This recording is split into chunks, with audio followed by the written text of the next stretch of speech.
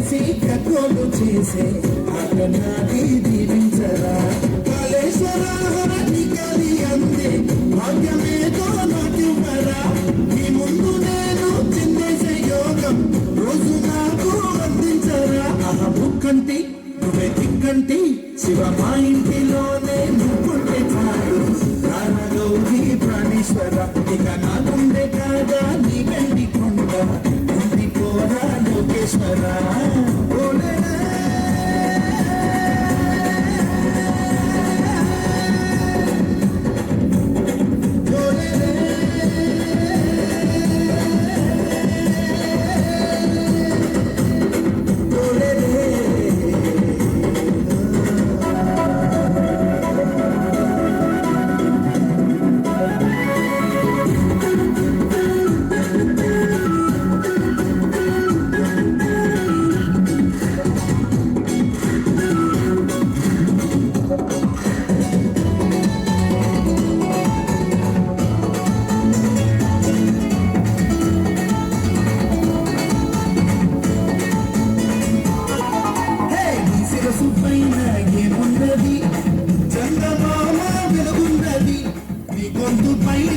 ఏమున్నది నీలి రంగు నీడున్నది అరే డబ్బు చెప్పే నీలో వెలుగు నీలో కలిసున్నది కట్టకు భయము ఉండదు అంటూ నీలో ఉన్న సత్యాన్ని కంటున్న ముక్కంటి కంటి శివ మా ఇంటిలోనే నువ్వుంటే చాలు గౌరీ ప్రాణేశ్వర ఇక నా గుండె కాదా నీ వెండి కొండ ఉండిపోదా లోకేశ్వర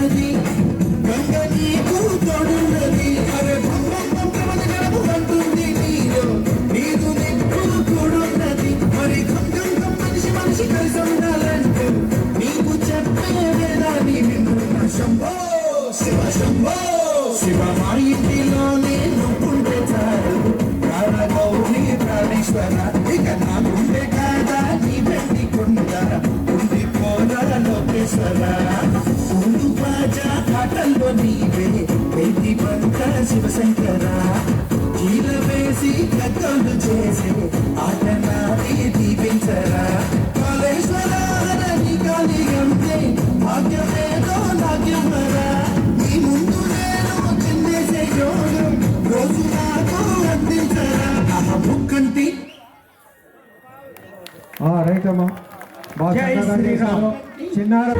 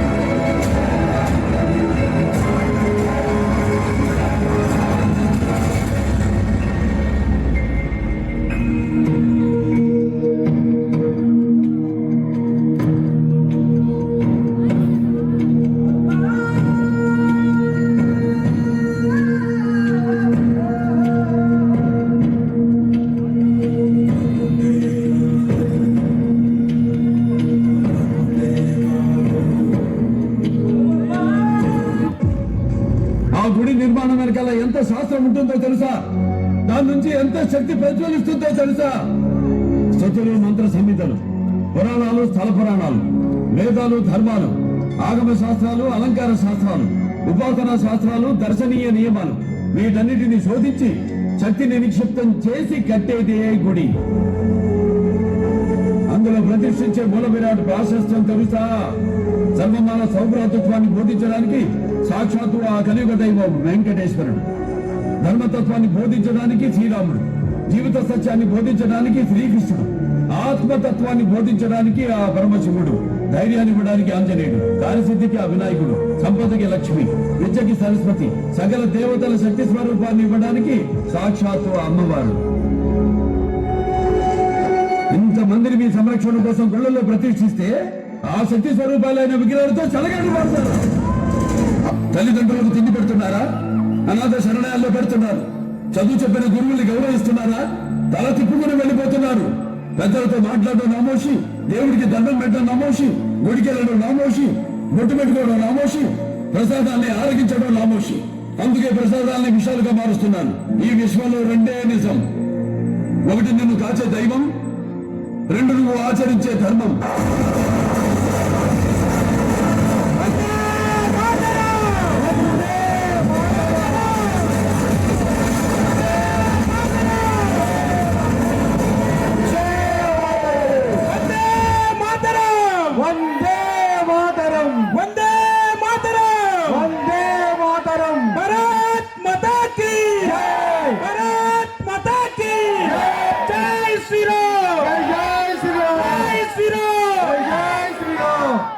థ్యాంక్స్ అండి. అన్యభూమి నాదేశం సదా స్మరామి, పుణ్యభూమి నాదేశం నమో నమామి, ధన్యభూమి నాదేశం సదా స్మరామి, నన్ను అన్న నాదేశం నమో నమామి, అన్నపూర్ణ నాదేశం సదా స్మరామి, మానవుల కన్న తల్లి నాదేశం, మహోఫలిత చరిత కన్న భాగ్యోదయ దేశం నాదేశం, పుణ్యభూమి నాదేశం నమో నమామి, ధన్యభూమి నాదేశం సదా స్మరామి.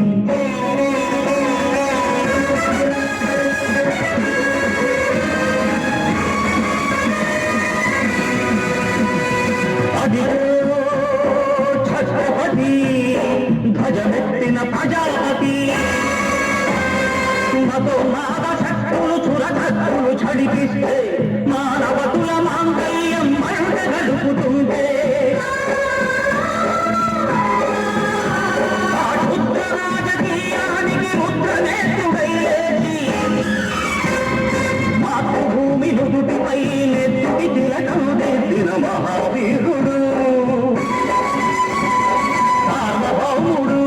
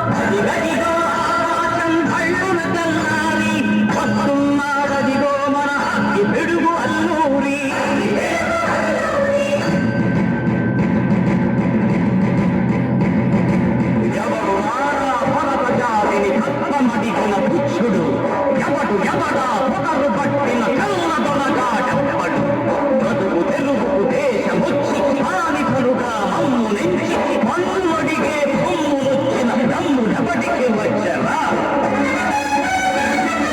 పడుకు జీవులు మక్కుమంటే ముడుకు నెక్కులు ఉప్పనైతే ఆ చందని పొలంద గొడ్డలి పన్ను గడపది చూడరా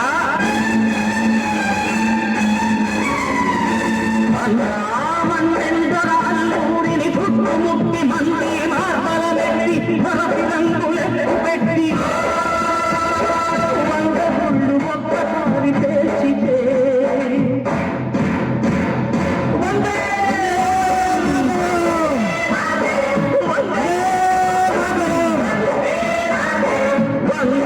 మాతరం అన్నది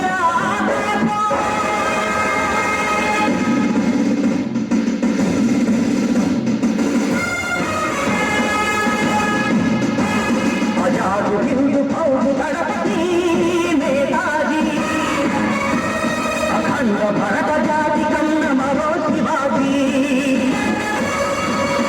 సాయుధ సంగ్రామమే న్యాయమని స్వతంత్ర భారతావని మన స్వర్గమని ప్రతి మనిషి ఒక సైనికుడై ప్రార్థన చెయ్యాలని హిందూ ఫౌజు జైతుందని అడిగాడు గగనసి గలగసి కనుమరుగైపోయాడు Zora Zora Subhash Chandra Bose Zora Zora Subhash చంద్ర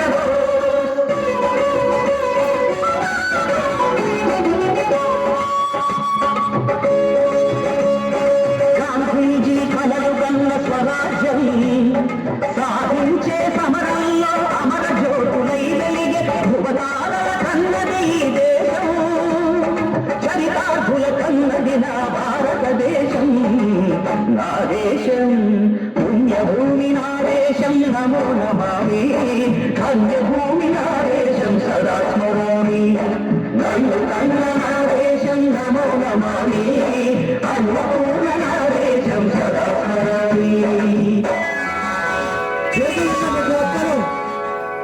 చప్పట్లు పెట్టండి చప్పట్లు భారత్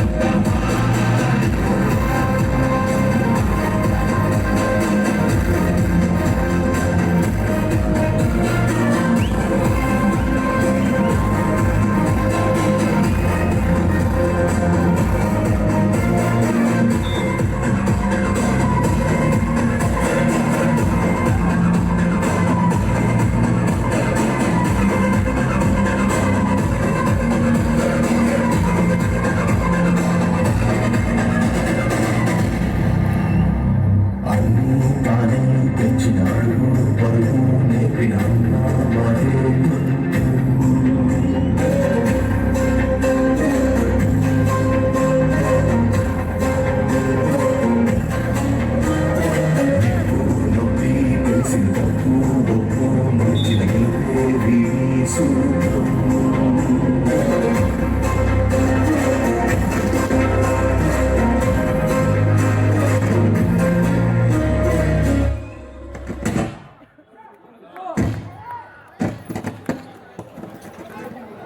హలో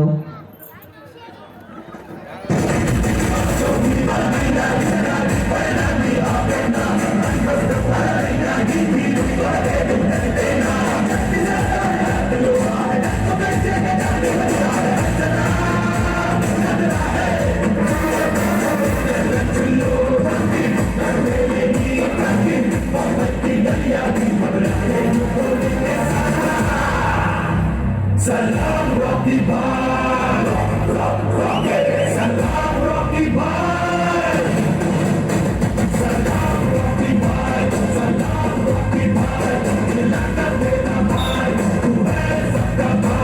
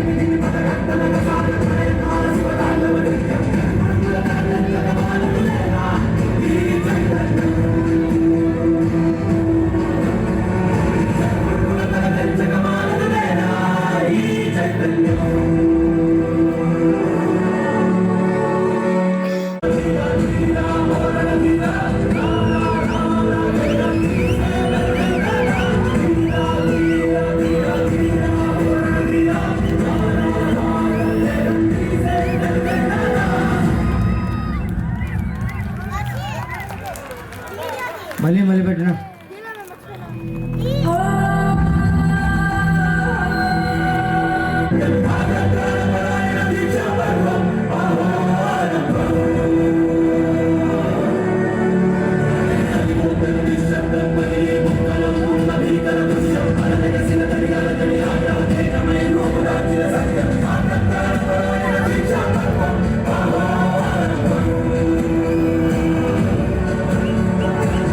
Salam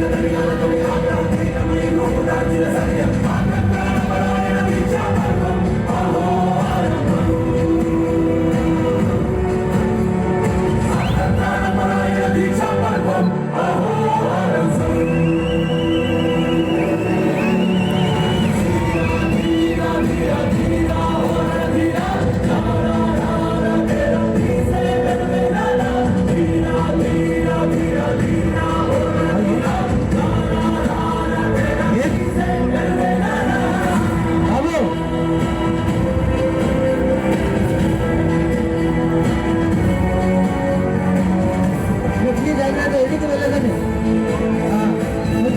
వాళ్ళకి వచ్చాయండి బాబు, లక్ష్మీ జగన్నాథ్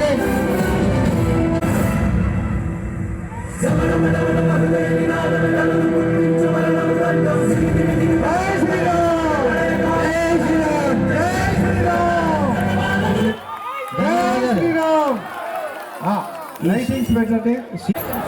దయచేసి చేతులు ఎత్తండి. అందరికీ ఛత్రపతి శివాజీ గారి గురించి తెలుసు కదా. ఇప్పుడు మేము ఛత్రపతి శివాజీ గారి ఘర్షణను చెప్పబోతున్నాం. మొదటి 3 లైన్లు మీరు మాతో కలిసి చెప్పండి. ఆస్తి గలం, ఆస్తి గలం, ఆస్తి గలం.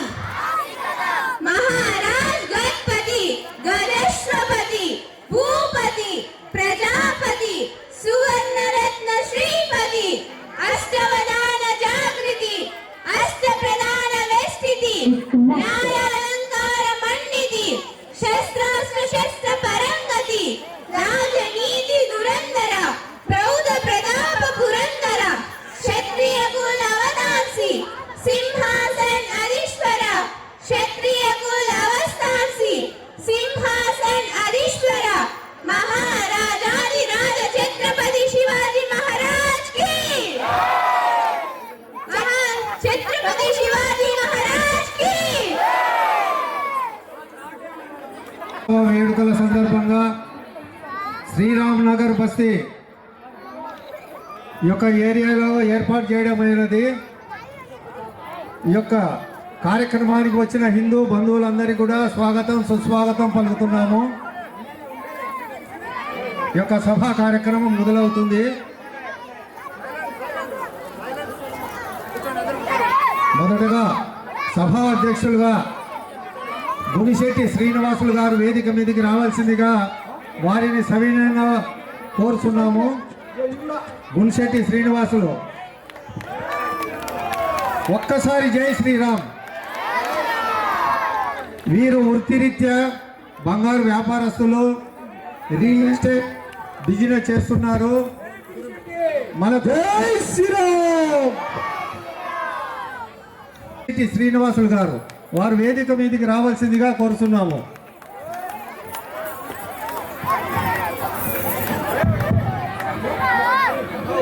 జై శ్రీరామ్, జై శ్రీరామ్.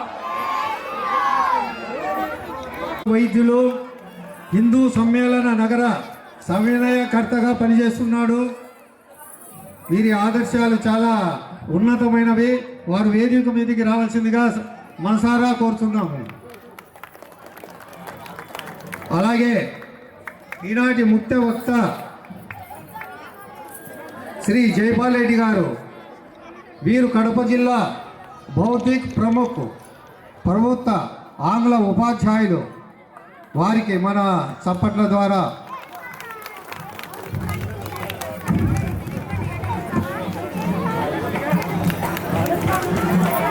ఈనాటి ఈ కార్యక్రమానికి విశిష్ట అతిథి శ్రీ శ్రీ శ్రీ నాగేంద్ర మనోహర స్వామీజీ గారు. వీరు భువనేశ్వరి పీఠం, చలమారెడ్డిపల్లె, కడప తమ ఆశ్రమంలో ఉంటారు. ధర్మమే తప్పుతూ దర్పమే చూపితే కరుణతో హలో, స్పీకర్ పెట్టద్దండి.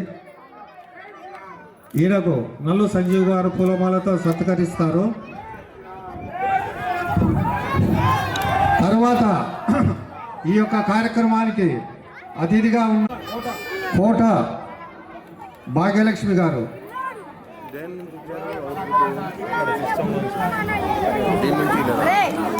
ఇది ఎల్ఈడీలకు లైవ్ ట్విట్టర్ మాది చేసుకుంటే సరిపోయింది. అంటే ఇది వైఫై ద్వారా వచ్చేది కదా, వైఫై ద్వారా కంటే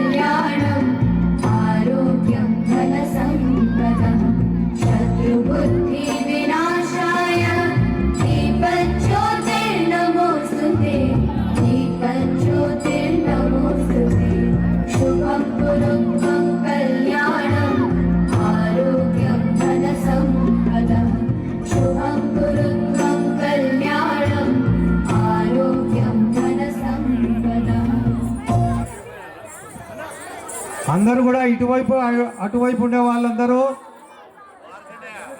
సైడ్ కూర్చోవలసిందిగా మనవి. భరతమాత పూజ ధ్రువం ధ్రువం ధనుర్ధరాయ విద్మహే సర్వసిద్ధే ధీమహి తన్నో ప్రయాతు గణానాం త్వా గణపతిం నమామిహే కవిం కవీనాముప సర్వసమం జ్యేష్ఠరాజం బ్రహ్మణస్పద ఆనసన్నోదవిశ్వేదం సన్నో మిత్ర సంవరణ సన్నో భవతయమా సన్న ఇంద్ర బృహస్పతి శరణు వేడు తల్లిని సంఘర్షణ సమయానికి శక్తి వరములిమ్మని చరణాలకు ప్రణమిల్లి చెరను వేడు తల్లిని సంఘర్షణ సమయానికి శక్తి వరములిమ్మని ఊవెత్తున ఎగిసిడి పడే సింధు బిందు వీచికవై మధ్యందిన మార్తాండుని స్వయం జలిత జాలవై ఇంతింతై ఒటుడింతై తనుద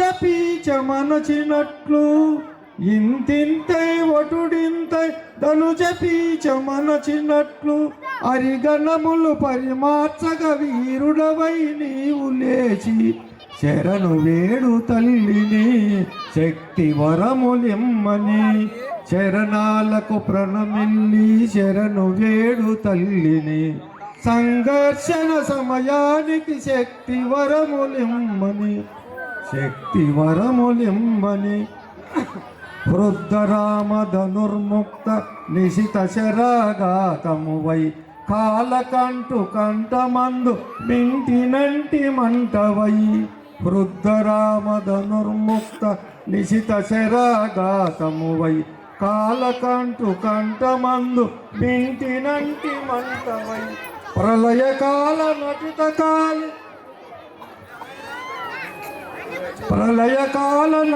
కాలి పాదధూళి కలికవై అరిశోనిత జమ్మును అమ్మకు అభిషేకమిచ్చి చరణు వేడు తల్లిని శక్తి వరములిమ్మని చరణాలకు ప్రణమిల్లి శరణు వేడు తల్లిని సంఘర్షణ సమయానికి శక్తి వరములిమ్మని జై శ్రీరామ్. ఈనాటి హిందూ సమ్మేళన కార్యక్రమంలో సభాధ్యక్షులైనటువంటి గుంశెట్టి శ్రీనివాసులు గారిని మాట్లాడవలసిందిగా కోరుచున్నాము.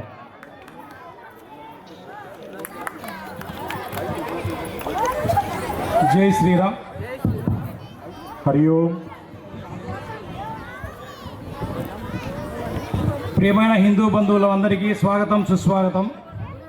ఈ కార్యక్రమానికి విచ్చేసినటువంటి గౌరవనీయులు శ్రీ శ్రీ నాగేంద్ర మనోదర స్వామి గారికి, అలాగే శ్రీ పి జైపాల్ రెడ్డి గారికి స్వాగత సుమాంజలి. ఈ ఆహ్లాదకరమైన వాతావరణంలో ఈ ఆర్ట్స్ కాలేజ్ ఫోర్వర్డ్ నందు శ్రీరామ బస్తీ ఒక కార్యక్రమాన్ని మనం చేయాలి. హిందూ సమ్మేళనం భాగంగా మనము కూడా ఇక్కడ ఒక కార్యక్రమాన్ని జరుపుకోవాలనే ఆకాంక్షతో ఇక్కడ మొదలుపెట్టాం. ఈ కార్యక్రమానికి ప్రతి ఒక్కరూ సహకరించారు. వాళ్ళందరికీ పేరు పేరున శిరస్సు వంచి నమస్కరిస్తున్నాను. అలాగే ఈ కార్యక్రమంలో మనం ముఖ్యాంశాలు ఏమిటి అనేది తదుపరి కార్యక్రమం స్వామీజీ గారి మాటలతో మనం విందాం. హిందూ జాతిని జాగృతం చేసి మనమందరము కస్తూరి తిలకం వలె ఎప్పుడు కూడా మనం కలకలలాడుతూ ఉండాలి.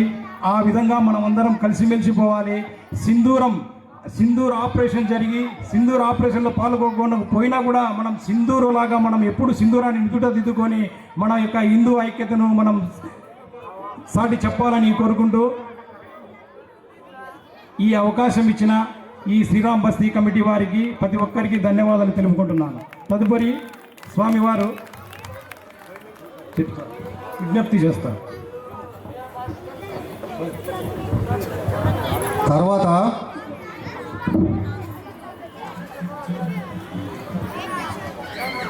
ఈ కార్యక్రమానికి ఆహ్వానించడానికి మహిళలు పెద్ద ఎత్తున వచ్చి ఇంటింటికి వెళ్ళి కుంకుమ బొట్టు పెట్టి ఆహ్వానించారు. వాళ్ళందరికీ కూడా పేరు పేరున ధన్యవాదాలు తెలుపుతున్నాను. జై శ్రీరామ్. జై శ్రీరామ్. ప్రముఖ వైద్యులు హిందూ సమ్మేళన నగర సమన్వయకర్త డాక్టర్ టిడి వరుణ్ కుమార్ రెడ్డి గారు మాట్లాడవలసిందిగా వారి సవినయంగా ఆహ్వానిస్తున్నాం. వేదికను అలంకరించినటువంటి పెద్దలకు మరియు శ్రీరామ్ నగర్ బస్తీ హిందూ బంధువులందరికీ కూడా శుభ సాయంత్రం మరియు నమస్కారాలు. ముందుగా మీ అందరికీ అసలు మనం ఈ హిందూ సమ్మేళనాలు ఎందుకు జరుపుకుంటున్నాం అనే ఆలోచన వచ్చిందా ఎవరికన్నా? ఎందుకు అనగా ఆర్ఎస్ఎస్ తన 100 సంవత్సరాలు పూర్తి చేసుకున్న సందర్భంగా దేశవ్యాప్తంగా కూడా కొన్ని కార్యక్రమాలు చేపడుతుంది. అందులో భాగంగా ముందుగా విజయదశమి ఉత్సవాలు జరిపింది. తదనంతరం తన కార్యకర్తలను ఇంటింటికి పంపించి గృహ సంపర్క్ అనే కార్యక్రమం చేపట్టింది.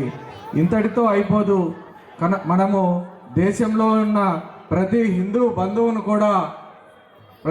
బంధువును కూడా మనము జాగృతం చేయాలా, ఐక్యం చేయాలా అనే ఉద్దేశంతో దేశవ్యాప్తంగా ప్రతి వాడలో ప్రతి బస్తీలో కూడా ఈ హిందూ సమ్మేళనాలు జరుపుతూ ఉంది. అదేవిధంగా మన ప్రొద్దుటూరులో కూడా 20 ప్రదేశాల్లో హిందూ సమ్మేళనాలు జరుపుకున్నాం. ఇది ఈరోజు చివరి రోజు, ఇక్కడ ఆఖరి సమావేశం జరుగుతూ ఉంది. ఇంత గొప్పగా జరుగుతున్నందుకు నాకు చాలా సంతోషంగా ఉంది. మేము మొదటగా సన్నాహక సమావేశం ఏర్పాటు చేసుకున్నప్పుడు 20 ప్రదేశాల్లో జరపాలి. మరి 20 ప్రదేశాల్లో కూడా ప్రజలు హిందువులు ఏ విధంగా ఈ కార్యక్రమాలను విజయవంతంగా చేస్తారో అనే చిన్న ఆందోళన ఉండేది. కానీ మేము మరియు మా టీం మొత్తం కూడా మంచి ప్రణాళికతో ఏ ఏరియా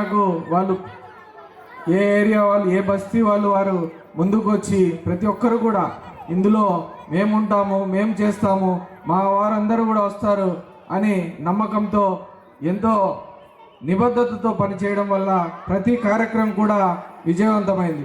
అదేవిధంగా ఎందుకు ఇంత విజయవంతమైందనే ఒక చిన్న ఆలోచన మీకు ఎవరికన్నా వచ్చిందా? ఇది ఏ వ్యక్తి వల్ల, ఏ కొందరి సమూహం వల్ల జరగల. ఇంతటి గొప్పగా ఈ కార్యక్రమాలు జరగడానికి ఒకే ఒక్క ముఖ్య కారణం మన హిందూ ధర్మం. ఆ హిందూ ధర్మం పట్ల ప్రజలకున్న యొక్క గౌరవము మరియు ఇష్టం వల్లనే ఈ కార్యక్రమాలన్నీ విజయవంతమయ్యాయని నేను అనుకుంటున్నాను. అదేవిధంగా హిందుత్వం గురించి చెప్పాలంటే 2 ముఖ్య వక్తలు మనకి ఈరోజు వచ్చున్నారు, వాటిని చెప్తారు. ఏదైతే ఆర్ఎస్ఎస్ తలపెట్టిందో హిందూ సమాజాన్ని మొత్తం చైతన్యపరచాలి మరియు ఏకం చేయాలని ఉద్దేశంతో ఈ హిందూ సమ్మేళనాలు జరిగాయో ఆ ఉద్దేశం నెరవేరిందని నేను అనుకుంటున్నాను. అదేవిధంగా హిందూ ధర్మం అంటే కేవలం ఒక మతం కాదు, దేశాన్ని ప్రేమించడం, ధర్మాన్ని ఆచరించడం మరియు క్రమశిక్షణతో జీవించడం.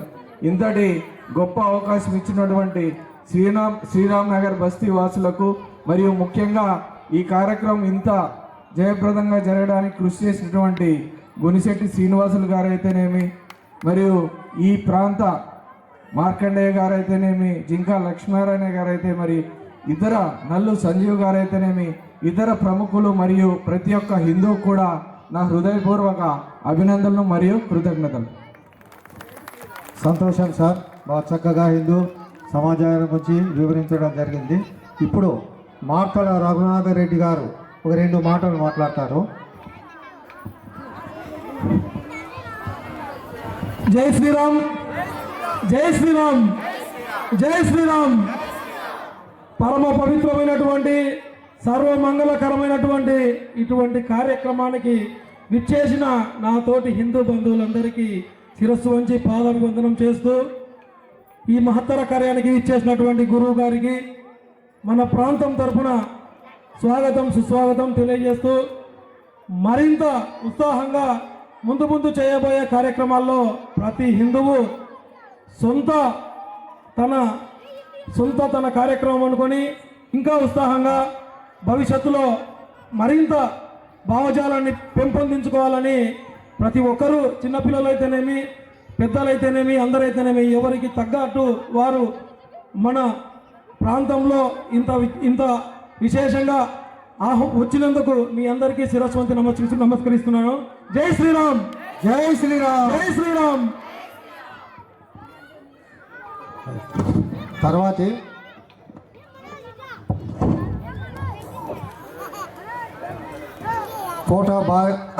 కోట భాగ్యలక్ష్మి గారు ప్రసంగిస్తారు. వారు ప్రముఖ ఉపాధ్యాయులు.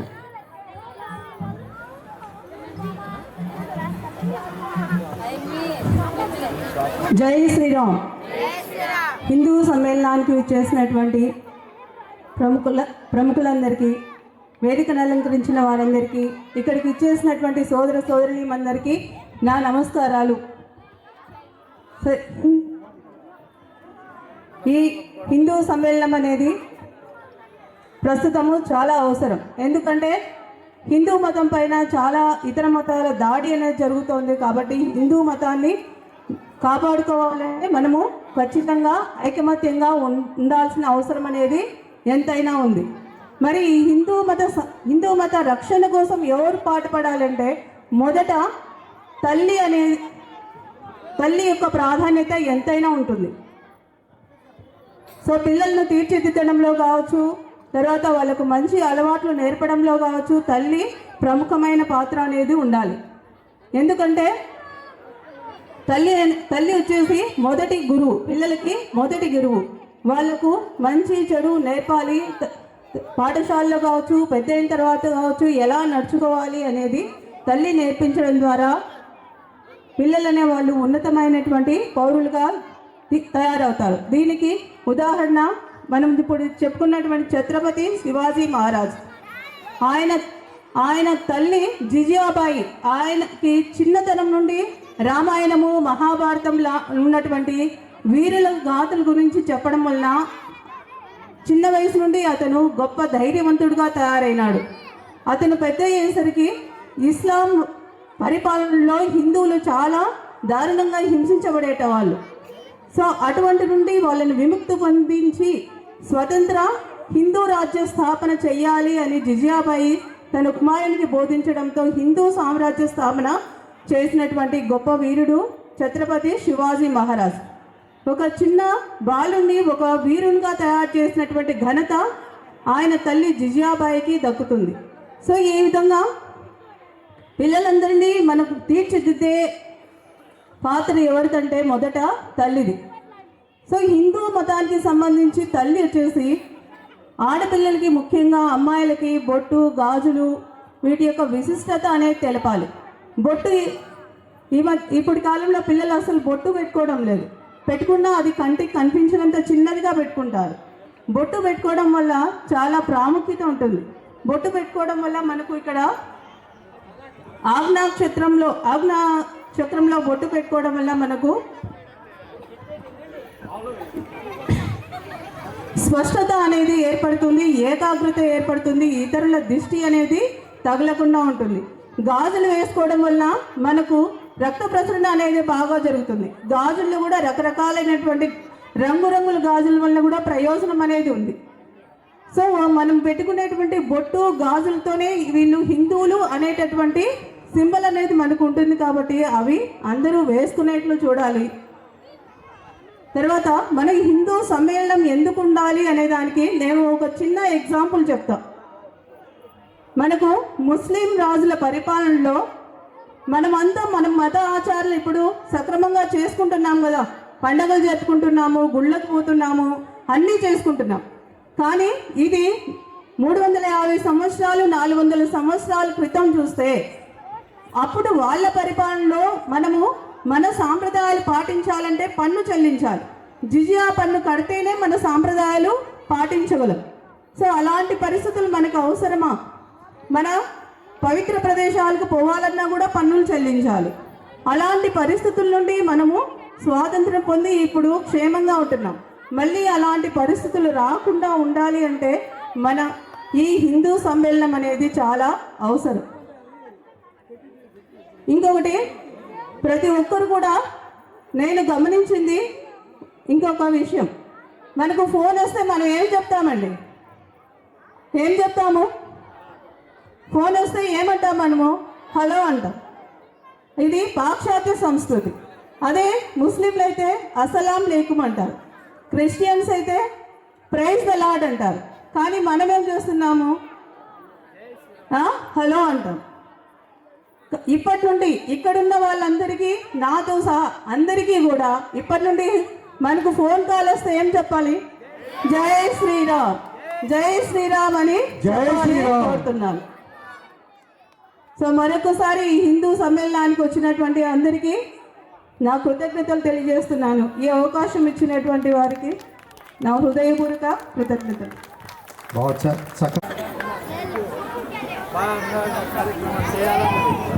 ముఖ్య వక్త శ్రీ జైపాల్ రెడ్డి గారు ప్రసంగిస్తారు. హలో, అందరికీ నమస్కారము. ఇక్కడున్న పెద్దలకు, వచ్చిన అన్నగారికి, తమ్ముళ్ళకు, చెల్లెలకు అందరికీ నా తరపున నమస్కారము. ఈ హిందూ సమ్మేళనానికి వచ్చిన ఇంటింటికి నాతో పాటు సహకరించిన మా బృందానికి అందరికీ ధన్యవాదాలు. జై శ్రీరామ్, జై శ్రీరామ్, జై శ్రీరామ్. భరత్ మాతా కీ, భరత్ మాతా కీ, భరత్ మాతా కీ. థ్యాంక్స్, ఈ అవకాశం ఇచ్చినందుకు ధన్యవాదాలు. ధన్యవాదాలమ్మా. ఇప్పుడు జైపాల్ రెడ్డి గారు ప్రసంగిస్తారు.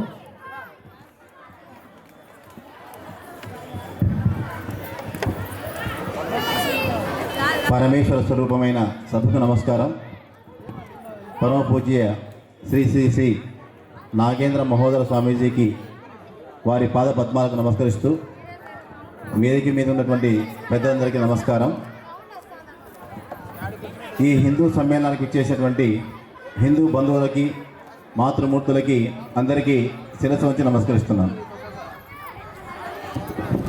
ఆర్ఎస్ఎస్ రాష్ట్రీయ స్వయం సేవక్ సంఘ్ ఇది ఎవరి కోసం పనిచేస్తుంది? ఎవరి కోసం పనిచేస్తుంది ఈ సంస్థ? దేశం కోసం, ధర్మం కోసం.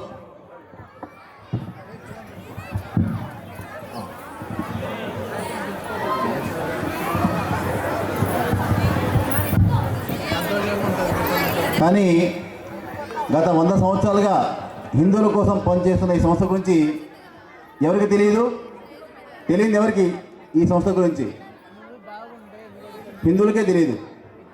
కాబట్టి గత 100 సంవత్సరాలుగా హిందువుల కోసం అహర్నిశలు పనిచేస్తున్న ఈ సంస్థ గురించి తెలియచెప్పాల్సిన బాధ్యత మందే. ఈ రకంగా మన పొద్దుటూరు నగరంలోనే దాదాపుగా 20 బస్తీల్లో ఇలాంటి హిందూ సమ్మేళనం నిర్వహించుకుంటున్నాం. 1925లో నాగపూర్లో విజయదశమి రోజున కేవలం 5-6 మందితో ప్రారంభమైనటువంటి ఆర్ఎస్ఎస్ నేడు మన దేశంలో 1,00,000 స్థలాల్లో, 1,00,000 శాఖల్లో దాదాపుగా కొన్ని లక్షల మంది స్వయం సేవకులు తయారు చేసి, వివిధ క్షేత్రాల్లో కొన్ని కోట్ల మంది కార్యకర్తలు తయారు చేసి, ప్రపంచంలో దాదాపు 40 పైగా దేశాలకు విస్తరించి ఉన్నటువంటి ఒక మహోన్నతమైన సంస్థ రాష్ట్రీయ స్వయం సేవక్ సంఘ్. ఈ సంఘం తన యొక్క 100వ శతాబ్ది వేడుకల్ని ఘనంగా నిర్వహించుకుంటుంది. దాంట్లో భాగంగా మనమంతా విధంగా కలిసాం. గ్రామాల్లో అయితే ఒక 4 లేదా 5 పంచాయతీలు కలిపి ఒక యూనిట్గా భావించి, దాని ఉపమండలంగా భావించి, నగరాల్లో 2-3 డివిజన్లు కలిపి ఒక బస్తీగా భావించి, ఈ ప్రకారంగా ఒక 1000 మందితో మొదలుకొని 10,000 మంది వరకు కూడా అనేక చోట్ల ఈ విధంగా హిందూ బంధువులంతా కులాలకు, పార్టీలకు అతీతంగా ఏకమై హిందూ సమ్మేళనాలు నిర్వహించుకుంటున్నారు. మన జిల్లాలో దాదాపు 150 స్థలాల్లో ఇలాంటి సమ్మేళనాలు నిర్వహించుకుంటున్నాం. రాష్ట్ర వ్యాప్తంగా 3,000 స్థలాల్లో, దేశవ్యాప్తంగా 80,000 స్థలాల్లో ఇలాంటి హిందూ సమ్మేళనాలను నిర్వహించుకుంటూ ఈ దేశంలో ఉన్న యావత్ హిందూ సమాజాన్ని కులాలకు, పార్టీలకు అతీతంగా దాదాపుగా ఒక 16 నుంచి 20 కోట్ల మందిని ఏకం చేసి ఒక మహాయజ్ఞాన్ని సంకల్పం చేసింది ఆర్ఎస్ఎస్. ఈ హిందూ సమ్మేళనం ఎందుకోసం, ఎవరి కోసం? ఇది పెద్ద ప్రశ్న. ఈ హిందూ సమ్మేళనం క్రైస్తవులకి వ్యతిరేకంగా నిర్వహించుకోవడం కోసం కాదు. ఈ హిందూ సమ్మేళనం ముస్లింలకు వ్యతిరేకంగా నిర్వహించుకోవడం కోసం కాదు. ఈ హిందూ సమ్మేళనం హిందూ కోసం. ఎందుకోసం అంటే హిందువులను నిజమైన హిందువులుగా మార్చడం కోసం. అసలు ఎవరు హిందువు? మన క్యాస్ట్ సర్టిఫికేట్లో ఉంటుంది హిందూ బలిజ, హిందూ కమ్మ, హిందూ రెడ్డి, హిందూ కాపు అని చెప్పేసి. అదే అలా సర్టిఫికేట్లో హిందువు ఉన్నటువంటి వాళ్ళంతా హిందువులా? లేదంటే పొద్దున్నే తలస్నానం చేసి గుడికి వెళ్ళి తీర్థము ప్రసాదం పుచ్చుకొని పూజలు పురస్కారాలు చేస్తూ తన కష్టం వస్తే గుడికెళ్ళి మొక్కుకునేవాడు హిందువా? లేదంటే నేను సెక్యులర్ హిందువును, అన్ని మతాలు సమానమే, అందరి దేవతలు పూజిస్తానని చెప్పేవాడు హిందువా? హిందువు అంటే వీళ్ళు కాదు. తనకు కష్టం వస్తే గుడికెళ్ళి మొక్కుకునేవాడు కాదు హిందువు అంటే. ఆ గుడికి కష్టం వస్తే అందరికంటే ముందు నిలబడతాడే వాడు హిందువు అంటే. హిందువు అంటే పూజలు పురస్కారాలు చేస్తూ మాలలు ధరించి 41 రోజుల పాటు అత్యంత భక్తి శ్రద్ధలతో నియమనిష్టలతో ఇరుముడు ధరించి దీక్షాదానం చేసేటువంటి చేయడం మాత్రమే కాదు హిందుత్వం అంటే. హిందుత్వం అంటే తన శబరిమలకి, తన ఇంద్రకిలాద్రికి, తన శ్రీశైలానికి ఏదైనా అపకారం జరిగినప్పుడు, తన స్వాములను అవమానపరిచినప్పుడు, తన రాముణ్ణి, తన కృష్ణుణ్ణి కారుకూతులు పూసి అవమానం చేసినప్పుడు, తన శ్రద్ధా కేంద్రాలకి అపకారం, అపచారం, కలంకం తలపెట్టే ప్రయత్నం చేసినప్పుడు ఎదిరించేవాడు, ప్రశ్నించేవాడు, తిరగబట్టేవాడు, రోడ్డు మీదకి వచ్చి తిరగబట్టేవాడు నిజమైన హిందువు అంటే. మన దేవాలయాన్ని, మన ఆడబిడ్డలని, మన గోవుల్ని, మన శ్రద్ధా కేంద్రాన్ని అపచారం చేసేప్పుడు ఎవరైతే ప్రశ్నిస్తాడో, ఎవరైతే నిలబడతాడో, ఎవరైతే ప్రతిఘటిస్తాడో, ఎవరైతే రోడ్డు మీదకి వచ్చి పోరాటం చేస్తారో వాళ్ళు హిందువులు అంటే. అలాంటి నిజమైన నికాసైన హిందువులు తయారు చేయడం కోసమే ఈ హిందూ సమ్మేళనం. క్రైస్తవుల్లో అనేక తెగలున్నాయి. ప్రొటెస్టెంట్లు, క్యాథలిక్కులు, రోమన్లు అని చెప్పేసి. ఒక చర్చి వాళ్ళు ఇంకో చర్చికి పోరు. ముస్లింలలో కూడా అనేక తెగలు ఉన్నాయి. షియాలు, సున్నీలు, పఠాన్లు, షేకులు అని చెప్పేసి వాళ్ళలో వాళ్ళే కొట్టుకుంటుంటారు. అనేక పార్టీలో ఉన్నారు క్రైస్తవులు, ముస్లింస్. కానీ వాళ్ళ మతానికి, వాళ్ళ దేవుడికి కష్టం వచ్చినప్పుడు, ఇబ్బంది వచ్చినప్పుడు కులాలకు అతీతంగా, వర్గాలకు అతీతంగా పార్టీలకంతా ఏకమవుతారు. అవసరమైతే పార్టీ పదవులను కూడా త్యాగం చేస్తారు తునప్రాయంగా వాళ్ళంతా కూడా. కానీ హిందూ సమాజంలో అలా ఉందా? మనంతా కులాలకు అతీతంగా, పార్టీలకు అతీతంగా ఏకమవుతున్నామా? వాళ్ళు వాళ్ళ మతాలని, వాళ్ళ మతంలో ఉన్నటువంటి వాళ్ళ మతానికి ఏదైనా ఇబ్బంది కలిగినప్పుడు అన్నీ పక్కన పెట్టి రాగలుగుతున్నప్పుడు మనం ఎందుకు రాలేకపోతున్నాం? మనం ఎందుకు ఏకం కాలేకపోతున్నాం? ఎందుకంటే వాళ్ళలో ఉన్నటువంటి నిష్ట మనలో లేకుండా పోతుంది. కాబట్టి ఈ దేశంలో ఉన్నటువంటి సమస్త హిందువులంతా కూడా కాశ్మీర్ నుంచి కన్యాకుమారి వరకు, అస్సాం నుంచి ద్వారక వరకు యావత్ హిందూ సమాజం కులాలకు అతీతంగా, పార్టీలకు అతీతంగా, ప్రాంతాలకు అతీతంగా, భాషలకు అతీతంగా, వర్గాలకు అతీతంగా, వర్ణాలకు అతీతంగా ఏమైనప్పుడు ప్రపంచంలో ఏ జాతి ఈ జాతి వైపు కన్నెత్తి చూడలేదు. అంత శక్తివంతమైన జాతి మన భారత జాతి. మనమంతా చూస్తూనే ఉన్నాం. ఈ మధ్య బంగ్లాదేశ్ మాజీ ప్రధాని షేక్ హసీనా తరివేయబడింది వాళ్ళ దేశంలోంచి. అక్కడ ఉన్నది ముస్లింసే, ప్రభుత్వం ముస్లిమే, కోర్టు ముస్లిమే, పోలీసులు ముస్లింసే, తరివేసింది ముస్లిమే. ఆమె కూడా తరివేయబడేటువంటి షేక్ హసీనా కూడా ముస్లిమే. కానీ ఎక్కడికెళ్ళి తలదాచుకుంది? ప్రపంచంలో 50కి పైగా ముస్లిం దేశాలు ఉన్నాయి. అక్కడికెక్కడికి పోలే. ఎక్కడికి వచ్చి తలదాచుకుంది? భారతదేశం. దలైలామాని నిర్బంధించే ప్రయత్నం చైనా చేస్తే ఆయన ప్రపంచంలో 200 పైగా దేశాలు ఉన్నప్పటికీ ఎక్కడికి వెళ్ళి తలదాచుకున్నాడు? మన భారతదేశమే. అంటే షేక్ హసీనా అయినా, దలైలామా అయినా తన గౌరవానికి, ప్రతిష్టకి, మర్యాదకి భంగం కలగకుండా తన రక్షణ ఇచ్చేది భారతదేశం నమ్మి వచ్చింది ఇక్కడికి. పొరపాటున ఈ దుస్థితి మన దేశ ప్రధానికి వస్తే ఎక్కడికి వెళ్ళాలి? ప్రపంచంలో ఎన్ని హిందూ దేశాలు ఉన్నాయి? హిందువులు అధికంగా ఉన్నటువంటి ఏకైక దేశం మన భారతదేశం. అది కూడా హిందూ దేశమే కాదు, సెక్యులర్ దేశం అన్నంతా కూడా. ఒకవేళ ఇక్కడ పనివేస్తే ఎక్కడికి వెళ్ళాలి ఈ దేశ ప్రధాని? అరేబియా సముద్రం లేక, బంగాళాఖాతం లేక? ఆలోచించుకోవాలి మనం. ఎక్కడో ఇరాన్లో తరిమేస్తే పారిపోయి ఇక్కడికి వచ్చాం. ఆఫ్ఘనిస్తాన్లో తరిమేస్తే ఇక్కడికి వచ్చాం. పాకిస్తాన్లో తరిమేస్తే పారిపోయి వచ్చాం. బంగ్లాదేశ్లో తరిమేస్తే పారిపోతూ ఉన్నాం. అలాగే పశ్చిమ బెంగాల్లో తరిమేస్తున్నారు, కేరళలో తరిమేస్తున్నాం. ఎక్కడికి పోవాలి మనం అంతా కూడా? ఉన్న ఏకైక హిందూ దేశంలో మనకి రక్షణ లేకపోతే, మనం కూడా సాధించలేకపోతే మనకి దిక్కేవారు. 1990 జనవరి 30వ తారీఖున కాశ్మీర్ పండితులంతా చాలా సుఖంగా, ఆనందంగా ఉన్నారు. మాకేం కాదు అని చెప్పేసి ముందుగా హెచ్చరిస్తే వాళ్ళు లెక్క చేయలే. వాళ్ళు అసలు కేర్ కూడా చేయలేదు. అలాంటి పరిస్థితుల్లో 1930 జనవరి 30వ తారీఖున ఇలాంటి ఒక సభలు పెట్టి ఒక మైకులు పట్టుకొని ప్రచారం చేశారు. 3 ఆప్షన్లు ఇస్తారు. మీకు 3 మార్గాలు. ఒకటి మతం మారు, లేదంటే పారిపో, లేదా చచ్చిపో అని ఒక పిలుపిచ్చారు. అన్ని మైకుల్లో వచ్చిందనమాట మసీదుల నుంచి. ఆ పిలుపు భయపడి అక్కడ కాశ్మీరీ హిందూ పండితులంతా కూడా దాదాపుగా 5 లక్షల మంది రాత్రికి రాత్రి కట్టుబట్టలతో తట్టాపుట్టా సర్దుకొని వాళ్ళ ఇల్లు, వాకిలి, వ్యాపారాలు, ఆదాయాలు అన్నీ వదిలిపెట్టేసి ఈ దేశంలోనే ఆ దేశం నుంచి పారిపోయి, జమ్మూ కాశ్మీర్ నుంచి పారిపోయి, జమ్మూ కాశ్మీర్కి సరిహద్దులో ఉన్నటువంటి ఢిల్లీ, పంజాబ్, హర్యానా, రాజస్థాన్ రాష్ట్రాల్లో శరణార్థులుగా, కందాసికులుగా తలదాచుకున్న దుస్థితి దాపరించింది ఈ దేశంలో. అప్పుడు ఈ దేశంలో సైన్యం ఉంది, భారత ప్రభుత్వం ఉంది, పోలీసు ఉంది, చట్టం ఉంది. ఎవరు హిందువులు కాపాడలేకపోయాయి. కాబట్టి హిందువులు కాపాడాలంటే, హిందువులు మనుగడ సాగించాలంటే ఒకటే దిక్కు, హిందువుల ఐక్యత మాత్రమే. కాబట్టి మనమంతా ఐక్యంగా ఉందామా లేకపోతే పడిపోదామా? కాబట్టి ఇలాంటి దుస్థితి మళ్ళీ రాకుండా అంటే మన హిందువులు కూడా ఏకైక హిందూ దేశాన్ని కాపాడుకోవాలి. ఎక్కడైతే మన సంస్కృతి కోల్పోయామో, ఆఫ్ఘనిస్తాన్లో మన సంస్కృతి కోల్పోయాం, మొత్తం మారిపోయాం, మన సంఖ్య తగ్గిపోయింది. పాకిస్తాన్లో మన సంఖ్య తగ్గిపోయింది, బంగ్లాదేశ్లో సంఖ్య తగ్గిపోయింది. క్రమక్రమంగా ఆ దేశాలనే పరాయి దేశాలయ్యాయి, క్రైస్తవ దేశాలుగా, ముస్లిం దేశాలుగా మారిపోయాయి. దాదాపుగా ఒకప్పుడు 1857 ప్రథమ స్వతంత్ర సంగ్రామం వరకు ఈ దేశము దాదాపుగా ఆఫ్ఘనిస్తాన్, పాకిస్తాన్, నేపాల్, భూటాన్, శ్రీలంక, మయన్మార్, టిబెట్ ఇవన్నీ భూభాగంతో కలిసి ఉండేది, అఖండ భారతంగా ఉండేది. దాదాపుగా మన సంస్కృతి కోల్పోయిన కారణంగా, మన మైనార్టీలైన కారణంగా ఆయా భూభాగం కోల్పోతూ దాదాపుగా 82 లక్షల చదరపు కిలోమీటర్లు ఉన్న ఈ దేశ భూభాగం కాస్త ఈ దేశాలను కోల్పోయి కేవలము 31 లక్షలకు మాత్రమే పరిమితమయ్యాం. 65% భూభాగాలు కోల్పోయాం, మిగిలింది కేవలం 35% మాత్రమే.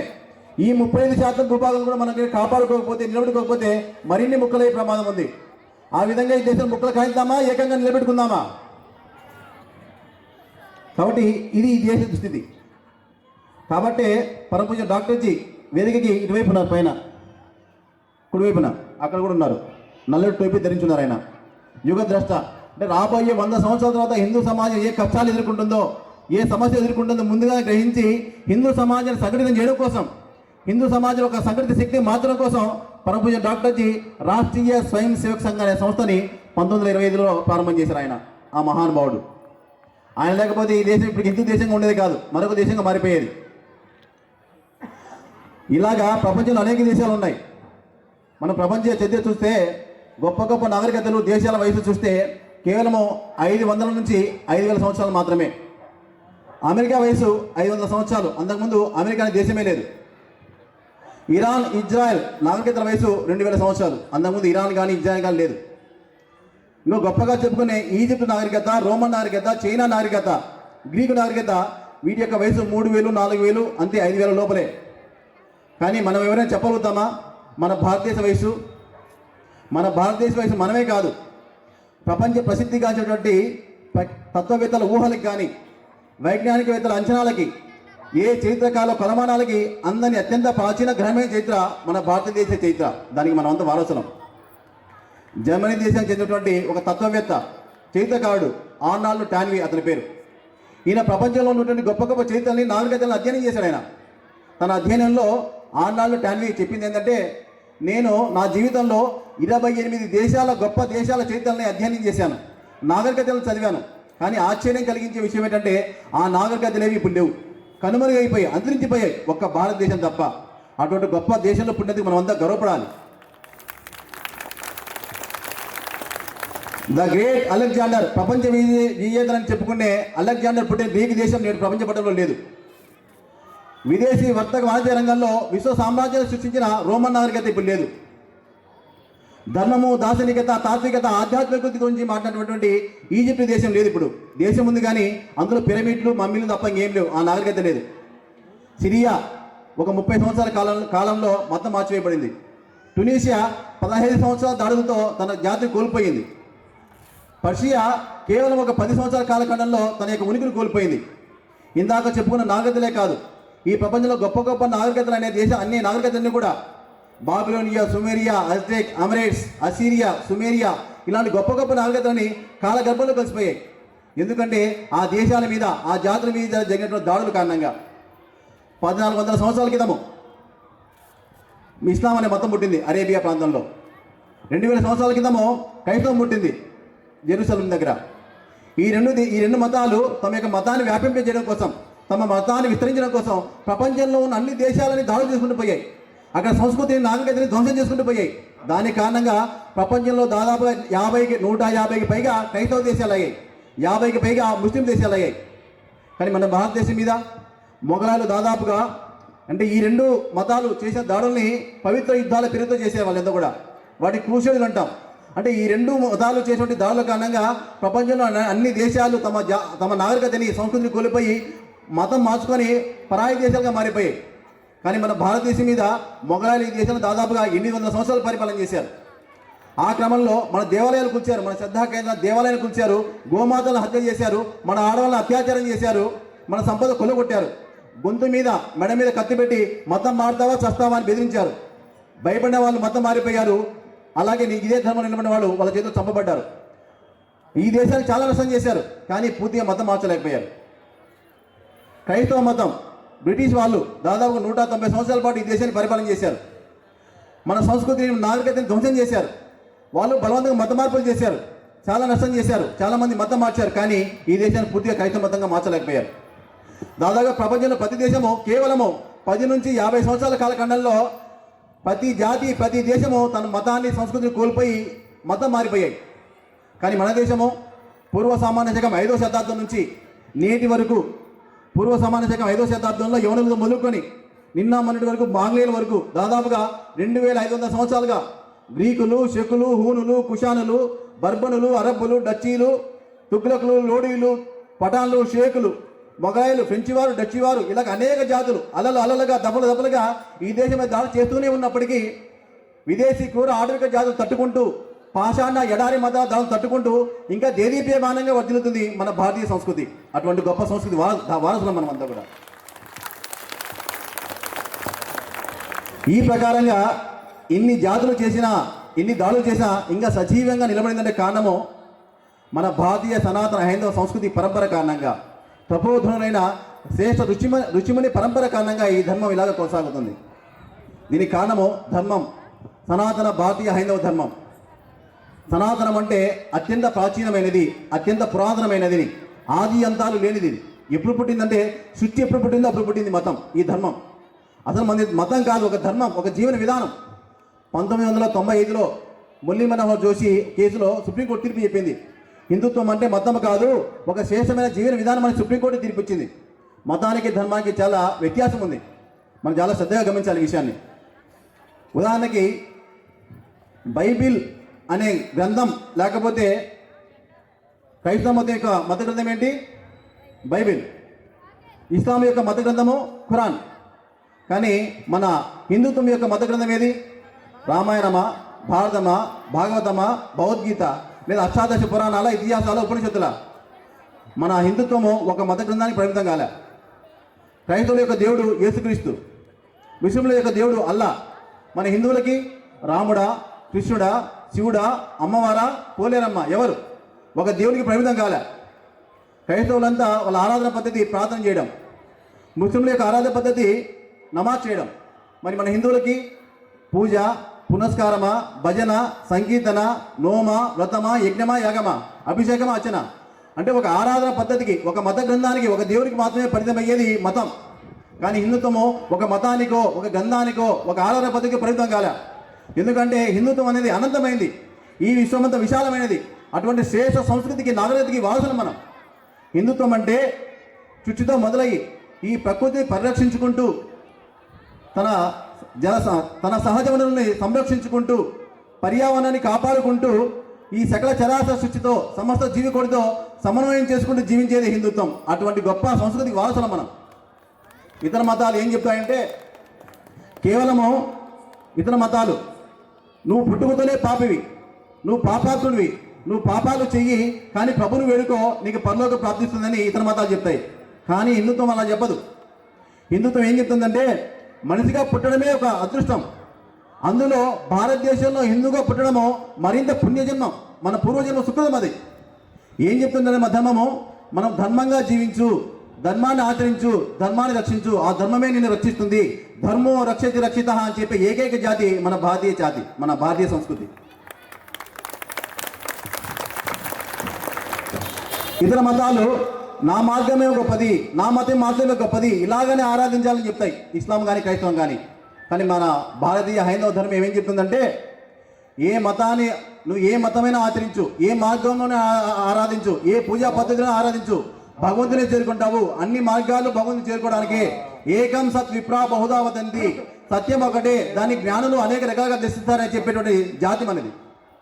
ఇతర మతాలు మా దేవుడు మాత్రమే నిజమైన దేవుడు, మా పద్ధతి మాత్రమే నిజమైన పద్ధతి, ఈ రకంగా పూజిస్తేనే దేవుడు చేరుకుంటామని చెప్తారు. కానీ మన ధర్మం అలా చెప్పదు. ఏ ఆరాధన పద్ధతి అయినా, ఏ పూజా పద్ధతి అయినా, ఏ ఒక విశిష్ట పద్ధతిలో పాటించినప్పటికీ భగవంతుని చేరుకుంటావు. ఆకాశాత్ పతితం తోయం యదా గచ్చతి సాగరం, సర్వదేవ నమస్కారం కేశవం ప్రతి గచ్చతి అని చెప్తుంది మన ధర్మం.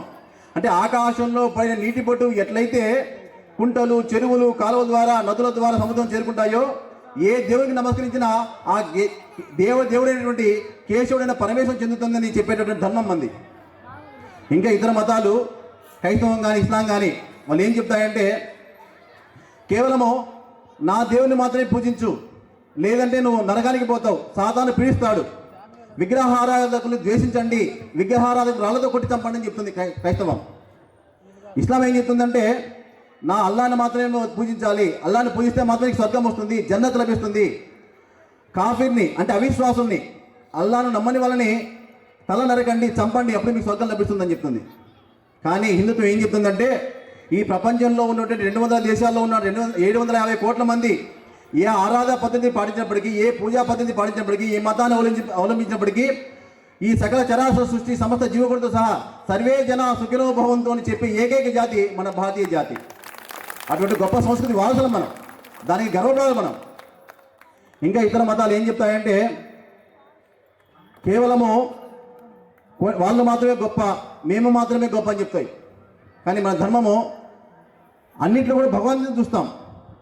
కేవలము భగవంతుడు, ఇతర మతాలు దేవుడు స్వర్గంలో ఉన్నాడు, పరలోకంలో ఉన్నాడు, జన్నతో ఉన్నాడు అని చెప్తే వాళ్ళంతా కూడా, క్రైస్తవం ఇస్లాం కానీ.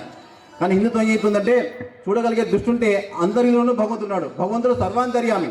ప్రహ్లాదుడు చెప్పాడు, చిన్న పిల్లాడు తన తండ్రి హిరణ్యకశిపుడు అయితే, నీ హరి ఇందులో ఉన్నాడు అంటే, నాన్న నువ్వు చూస్తే ఇందులోనే కాదు అందులో ఉన్నాడు, ఇందు గలడందు లేడందు సందేహము వలదు, చెక్కి సర్వోపగతుడు, ఎన్నెందు వెతికి చూసినా అందందే గలడని చిన్న పసివాడు ప్రహ్లాదుడు చెప్పాడు. నువ్వు చూడగలిగే జ్ఞానం ఉంటే, చూడగలిగితే ఆ భగవంతుడు నీలో ఉన్నాడు, నాలో ఉన్నాడు, చెట్టులో ఉన్నాడు, పుట్టలో ఉన్నాడు, రాయిలో ఉన్నాడు, రప్పలో ఉన్నాడు, కొండ, కోన, వాగు, వంక, సమస్త చరాచర సృష్టిలో కూడా భగవంతుడి స్వరూపాన్ని చూడగలిగే ఏకైక సంస్కృతి మన భారతీయ సంస్కృతి. అటువంటి సంస్కృతి వారసులం మనం. ఇంకా ప్రపంచ దేశాలు కన్న తల్లిని తప్ప పరాయి స్త్రీని కామంతో భోగ వస్తువుగా చూసే విష సంస్కృతి వాళ్ళది. కానీ మన దేశంలో కట్టుకున్న భార్యను తప్ప పరస్త్రీని మాతృ స్వరూపంగా తల్లిగా భావించే సంస్కృతి మనది. మాతృవత్ పరదారేషు, పరస్త్రీ కన్న తల్లితో సమానం. లోసవత్ పరద్రవ్యాన్ని, పరుసము మట్టి పిల్లతో సమానం. ఆత్మవత్ సర్వభూతేషు, సర్వభూతాలలో ఉన్న పరమాత్మ స్వరూపం చూసే సంస్కృతి మనది. ఇంకా ఇతర ప్రపంచ దేశాల్లో వాళ్ళ పాలసీ యూజ్ అండ్ త్రో, అంటే అవసరానికి వాడుకోవడం, అవసరం తిరిగి పారేయడం. మహా అంటే థ్యాంక్ యూ సో మచ్ అంటారు. కానీ మనం ఏం చెప్తాం, మనకి ఏదైతే మేలు చేస్తుందో, ఏదైతే శ్రేయస్సు చేకూరుస్తుందో, ఏదైతే ఉపయోగపడుతుందో అలా ప్రతి స్వరూపాన్ని మాతృ స్వరూపంగా చూస్తాం. భూమాత అంటున్నాం, గోమాత అంటున్నాం, తులసీమాత అంటున్నాం, గంగామాత అంటున్నాం. గంగమ్మ, గోదావరమ్మ, యమునమ్మ, కృష్ణమ్మ, ప్రతి దాంట్లో తల్లి స్వరూపాన్ని చూసే సంస్కృతి మంది. అటువంటి గొప్ప సంస్కృతికి వారసులం మనం. ఈ ప్రకారంగా కేవలము ప్రపంచ దేశాలు వాళ్ళ యొక్క దేశాలని ఒక మట్టిగా, నేల ముద్దుగా, మట్టి ముద్దుగా చూస్తాయి. కానీ ఈ ధర్మం ఏం చేస్తుందంటే, ఈ నేలని కేవలం మట్టి స్వరూపంగా చూడదు, మాతృ స్వరూపంగా చూస్తాం. మన వేదం ఏం చెప్తుందంటే, మాతా పృథ్వీ పుత్రోహం పృథివ్యాహ, ఈ పుడమి నా తల్లి, నేనామె పుత్రుడు అని చెప్తాం. అందుకే మన ధర్మంలో ఏ శుభకార్యం చేసినా భూమి పూజ చేసిన తర్వాత మాత్రం మొదలుపెడతాం. ఎందుకంటే మన రామచంద్ర ప్రభువు రామాయణంలో జననీ జన్మభూమి ఇచ్చే స్వర్గాదపి గరీసి, అంటే ఈ జననీ జన్మభూమి స్వర్గం కంటే గొప్పమని రామచంద్రమూర్తి మన పురాణ పురుషుడు చూపించాడు మనకి. అందుకే మన ధర్మంలో ఏరువాక పుణ్యం రోజున రైతులు కూడా నాగలు దింపేటప్పుడు భూమి పూజ చేసిన తర్వాత మాత్రమే, అమ్మా తల్లి ఈ సృష్టిని పూజించడం కోసం నేను నీ గర్భంలో నాగలు దించుతున్నాను, దాన్ని క్షమించు అని చెప్పి నాగలు దించి ఏరువాక పుణ్యం చేసుకుంటాం మనం అంతా కూడా. ఎందుకంటే మన తల్లి మనల్ని 9 మాసాలు మోస్తుంది, కానీ ఈ భూమి పుట్టింది మొదలు చనిపోయేంత వరకు మోసి, చనిపోయిన తర్వాత కూడా తన గర్భంలో దాచుకుంటుంది. మన తల్లి ఒక 2-3 సంవత్సరాల పాటు మన మలమూత్రాలు తీస్తుంది, కానీ ఈ తల్లి మన జీవన పర్యంతము మనం ఉమ్మినా ఏమి చేసినా సరే సహిస్తుంది. మనం తినే తిండి ఈ నెలది, పీల్చే గాలి ఈ నెలది, తాగే నీరు ఈ నెల నుంచి వచ్చిందే, మనం కట్టుకునే బట్ట ఈ నెల నుంచి వచ్చిందే. మనం తినే తిండి, తాగే నీరు, పీల్చే గాలి, కట్టుకునే బట్ట సర్వము సమస్తము ఈ నెల నుంచి వచ్చాయి. కాబట్టి ఈ భూమి మనం భూమాత అంటున్నాం. అటువంటి గొప్ప సంస్కృతి మనది. అయితే ఎప్పుడైతే ఈ సంస్కృతి కోల్పోయామో, మన ధర్మాన్ని మనం మర్చిపోయామో, క్రమంగా మనం పరాయి పాలనలోకి వెళ్ళాం. ఎందుకంటే ఒకప్పుడు అఖండ భారతంగా ఉన్న ఈ భూభాగము దాదాపుగా 82 లక్షల చదరపు కిలోమీటర్లతో ఉన్న ఈ భూభాగము 50 లక్షలు కోల్పోయి, 52 లక్షల చదరపు కిలోమీటర్ల భూభాగాన్ని కోల్పోయి 32 లక్షల చదరపు కిలోమీటర్లకి మనం కుదించుకుపోయాం. 30% భూభాగాలు మాత్రమే మిగిలాయి. దీనికి కారణము మనలో ఈ భూమి పట్ల ఉన్నటువంటి మాతృభావన పోయిన కారణంగా, మన సంస్కృతి కోల్పోయిన కారణంగా, మన శ్రీరాముడు, శ్రీకృష్ణుడు, ఛత్రపతి శివాజీ, మహారాణా ప్రతాప్ యొక్క శ్రేష్ఠ ఋషిముని పరంపర అనే విషయాన్ని మర్చిపోయాం. హిందువు తాను హిందువు అని మర్చిపోయాం. మనం ఏదైనా ప్రయాణానికి వెళ్ళేటప్పుడు కోకోకోలా కొంటుంటాం, కోకోకోలా కానీ స్ప్రైట్ కానీ. తాగేసిన తర్వాత పడేయకుండా ఏం చేస్తాము, దాంట్లో మనం నీళ్ళు పట్టుకొని పోతాం. ఎవరైనా చూస్తే ఏమనుకుంటారు, అది కోకోకోలా అనుకుంటారా, నీళ్ళ బాటలు అనుకుంటారా? కోకోకోలా లేదా స్ప్రైట్ అనుకుంటాం. దాంట్లో ఉన్నది నీళ్ళే, లేవులు మాత్రమే కోకోకోలా లేదా స్ప్రైట్. మనం కూడా పేరుకు బొట్టుంది, గుడికి వెళ్తున్నాం, పూజ చేస్తున్నాం, పునస్కారం చేస్తున్నాం. పేరుకు చూసేకి మాత్రమే హిందువు, కానీ లోపల మాత్రం హిందుత్వం లేదు. ఎందుకంటే ఆచరణాత్మక హిందువు కాదు మనం, సర్టిఫికేట్ హిందువు అంతే. సర్టిఫికేట్లో హిందువు, బొట్టు పెట్టుకోవడం హిందువు అంతే. నిజంగా ఈ దేశానికి, ధర్మానికి, సంస్కృతికి, ప్రకృతికి, నాగరికతకి, నా ఆడబిడ్డలకి, నా రాముడికి, నా దేవాలయానికి కష్టపడితే నిలబడుతున్నామా? అలా నిలబడినవాడు హిందువే కాదు. మన ధర్మంలో రెండే ఉన్నాయి, ధర్మీయుడా, విధర్మీయుడా, అటా ఇటా, అంతేగాని చెప్పులోనే మాట లేదు మన దగ్గర. నువ్వు ఇప్పటికైనా తెలుసుకోవాల్సిందంటే, నేను హిందూ సత్యమైన అచ్చా పక్కా సచ్చా హిందువుగా ఉంటానా, లేదా అటు ఇటు కాకుండా సెక్యులర్గా ఉంటానా ఆలోచన చేసుకోవాలా, లేదా విధర్మీయుడిగా ప్రకటించుకో, మంచిదే. కాబట్టి అలాంటి హిందువు తాను హిందువు అనే మర్చిపోయాడు. ఒక సింహం పిల్ల పొరపాటున గొర్రెల మందలో కలిసిపోయింది, పెరిగి పెద్దదైంది. నిరంతరము తన గొర్రెలతో పెరిగి గొర్రెలను చూస్తూ గొర్రెలాగా భావించుకుంది. ఆ గొర్రె ఎందుకంటే అద్దాలు లేవు కాబట్టి ఆ గొర్రె ముక్కు, గొర్రె కళ్ళు, గొర్రె చెవులు, గొర్రె కాళ్ళు చూసి, గొర్రె బొచ్చు చూసి తను కూడా అలాగే ఉందని భావించుకుంటుండేది. తనలాగే గొర్రెలాగానే గడ్డి తినేది, గొర్రెలాగానే గెంతేది, గొర్రెలాగానే అరిచేది. ఇంకో రోజు ఒక నిజమైన సింహం వచ్చింది వేటాడదామని చెప్పేసి గొర్రెల మీద పడి. కానీ ఈ సింహాన్ని చూసి ఆశ్చర్యపోయి, నా ఆకలి తర్వాత, నా వేట తర్వాత ముందు దీని సంగతి చూద్దామని దాన్ని పక్క తీసుకెళ్ళి ప్రయత్నం చేస్తే మిగతా గొర్రెల్లాగానే ఈ గొర్రె సింహం కూడా పారిపోతుంది. అరే రే పిచ్చోడా, నువ్వు పారిపోతురా, నేను నేనేం చేయను అని చెప్పేసి బలవంతంగా పక్క తీసుకెళ్ళి, నువ్వు సింహానివిరా, గొర్రెలాగా అరుస్తున్నావు, గొర్రెలాగా గడ్డి వేస్తున్నావు, గొర్రెలాగా గెంతుతున్నావు, గొర్రెలాగా అరుస్తున్నావు అంటే, లేదు నేను గొర్రెనే అని చెప్పింది. ఆహా అలాగని చెప్పేసి పక్కనే ఒక కుంట ఉంటే కుంట దగ్గరికి వెళ్ళి తన యొక్క ప్రతిబింబాన్ని చూపించింది. చూపించి, ఒకసారి నీ పళ్ళు చూడు, నా పళ్ళు చూడు, నీ గోలు చూడు, నా గోలు చూడు, నీ చూడు చూడు, నా చూడు చూడు, నీ ఆకారం చూడు, నా ఆకారం చూసని మొత్తం పోల్చి చూపించింది. అప్పుడు దానికి కొంచెం తేడా కనిపించింది. అదే నేనేంటి దీనిలాగానే ఉన్నానే, ఓహో నేను కూడా సింహానేనా అని కొద్దిగా నెమ్మదిగా నమ్మింది అనమాట. ఒకసారి గర్జించంటే అప్పటికి గొర్రెలాగానే అరుస్తుంది కాదు. ఒక 4-5 సార్లు ప్రయత్నం చేస్తే అప్పుడు గర్జించింది సింహంలాగా. ఆ మంద దగ్గరికి వెళ్ళి సింహం గర్జన చేస్తే ఆ గొర్రెల మంద చిన్న భిన్నం అయిపోయింది, పారిపోయింది అంతా కూడా. అట్లా హిందువు అనేవాడు తన గొప్ప సంస్కృతికి, నాగరికతకి వారసు అనే విషయాన్ని మర్చిపోయాడు. మారిపోయి 1000 సంవత్సరాల బానిసత్వంలో, 1000 సంవత్సరాల పరాయి పాలనలో, 1000 సంవత్సరాల పాటు జరిగిన దాడుల కాలంలో, ఈ కాల ప్రవాహంలో హిందువు తాను హిందువు అనే విషయం మర్చిపోయాడు. మర్చిపోయిన కారణంగా ఇతర దేశాలతో చెప్పిన విషయాలను విని మనం అనాగరికులము, మూఢాచారులము, అజ్ఞానులము, మనకు భాష లేదు, సంస్కృతి లేదు, మంది ఒక దేశమే కాదు, ఒక జాతే కాదని పరాయి పాలన చెప్పిన విషయాన్ని నమ్మి మనమంతా మర్చిపోయాం హిందువులం. అలా మర్చిపోయిన కారణంగా ఈ దేశం 1000 సంవత్సరాల బానిసత్వానికి మగ్గింది. కాబట్టి పరమపూజ్య డాక్టర్ ఈ విషయాన్ని గమనించారు. హిందూ సమాజం తాను హిందువు అని మర్చిపోయాడు, ఆత్మ విసుగులోనయ్యాడు. అల్జీమర్స్ అనే ఒక వ్యాధి ఉంది. ఈ అల్జీమర్స్ వ్యాధి వస్తే ఏమైపోతుందంటే మనల్ని మర్చిపోతాం. వాళ్ళ అయిన వాళ్ళను, కన్న వాళ్ళని, అయిన వాళ్ళని మర్చిపోతాం, తినింది తాగింది అన్ని మర్చిపోతారు. అట్లా హిందూ సమాజము తను దాన్ని మర్చిపోయింది, అల్జీమర్స్ వ్యాధి అలాగా. అట్లాగే ఆత్మనిష్టకి లోనైపోయింది ఈ సమాజం, అంటే స్వార్థంగా తయారైపోయింది. అంతవరకు ఈ విశాల సంస్కృతి మనది, ఈ విశాల దేశం మనది, ఈ నాగరిక వాసం అనే హిందువు క్రమంగా నేను, నా కుటుంబము, నా సంసారము, నా వ్యాపారము, నా కులము, నా వర్గము, నా పార్టీ అని ఒక సంకుచిత ఒక గీత గీసుకొని సంకుచిత మనస్తత్వం లోనైపోయాడు, స్వార్థానికి లోనైపోయాడు. అవినీతి, బంధుప్రీతి, ఎక్కడ ఆశ్రిత పక్షపాతము, అనేక కుసంస్కారాలు, కురితలు లోనైపోయాడు హిందువు. ఆ తర్వాత ఆత్మనిర్ణకు లోనయ్యాడు, ఆత్మనిష్ఠకు లోనయ్యాడు. తర్వాత ఇవి చీలిపోయాడు.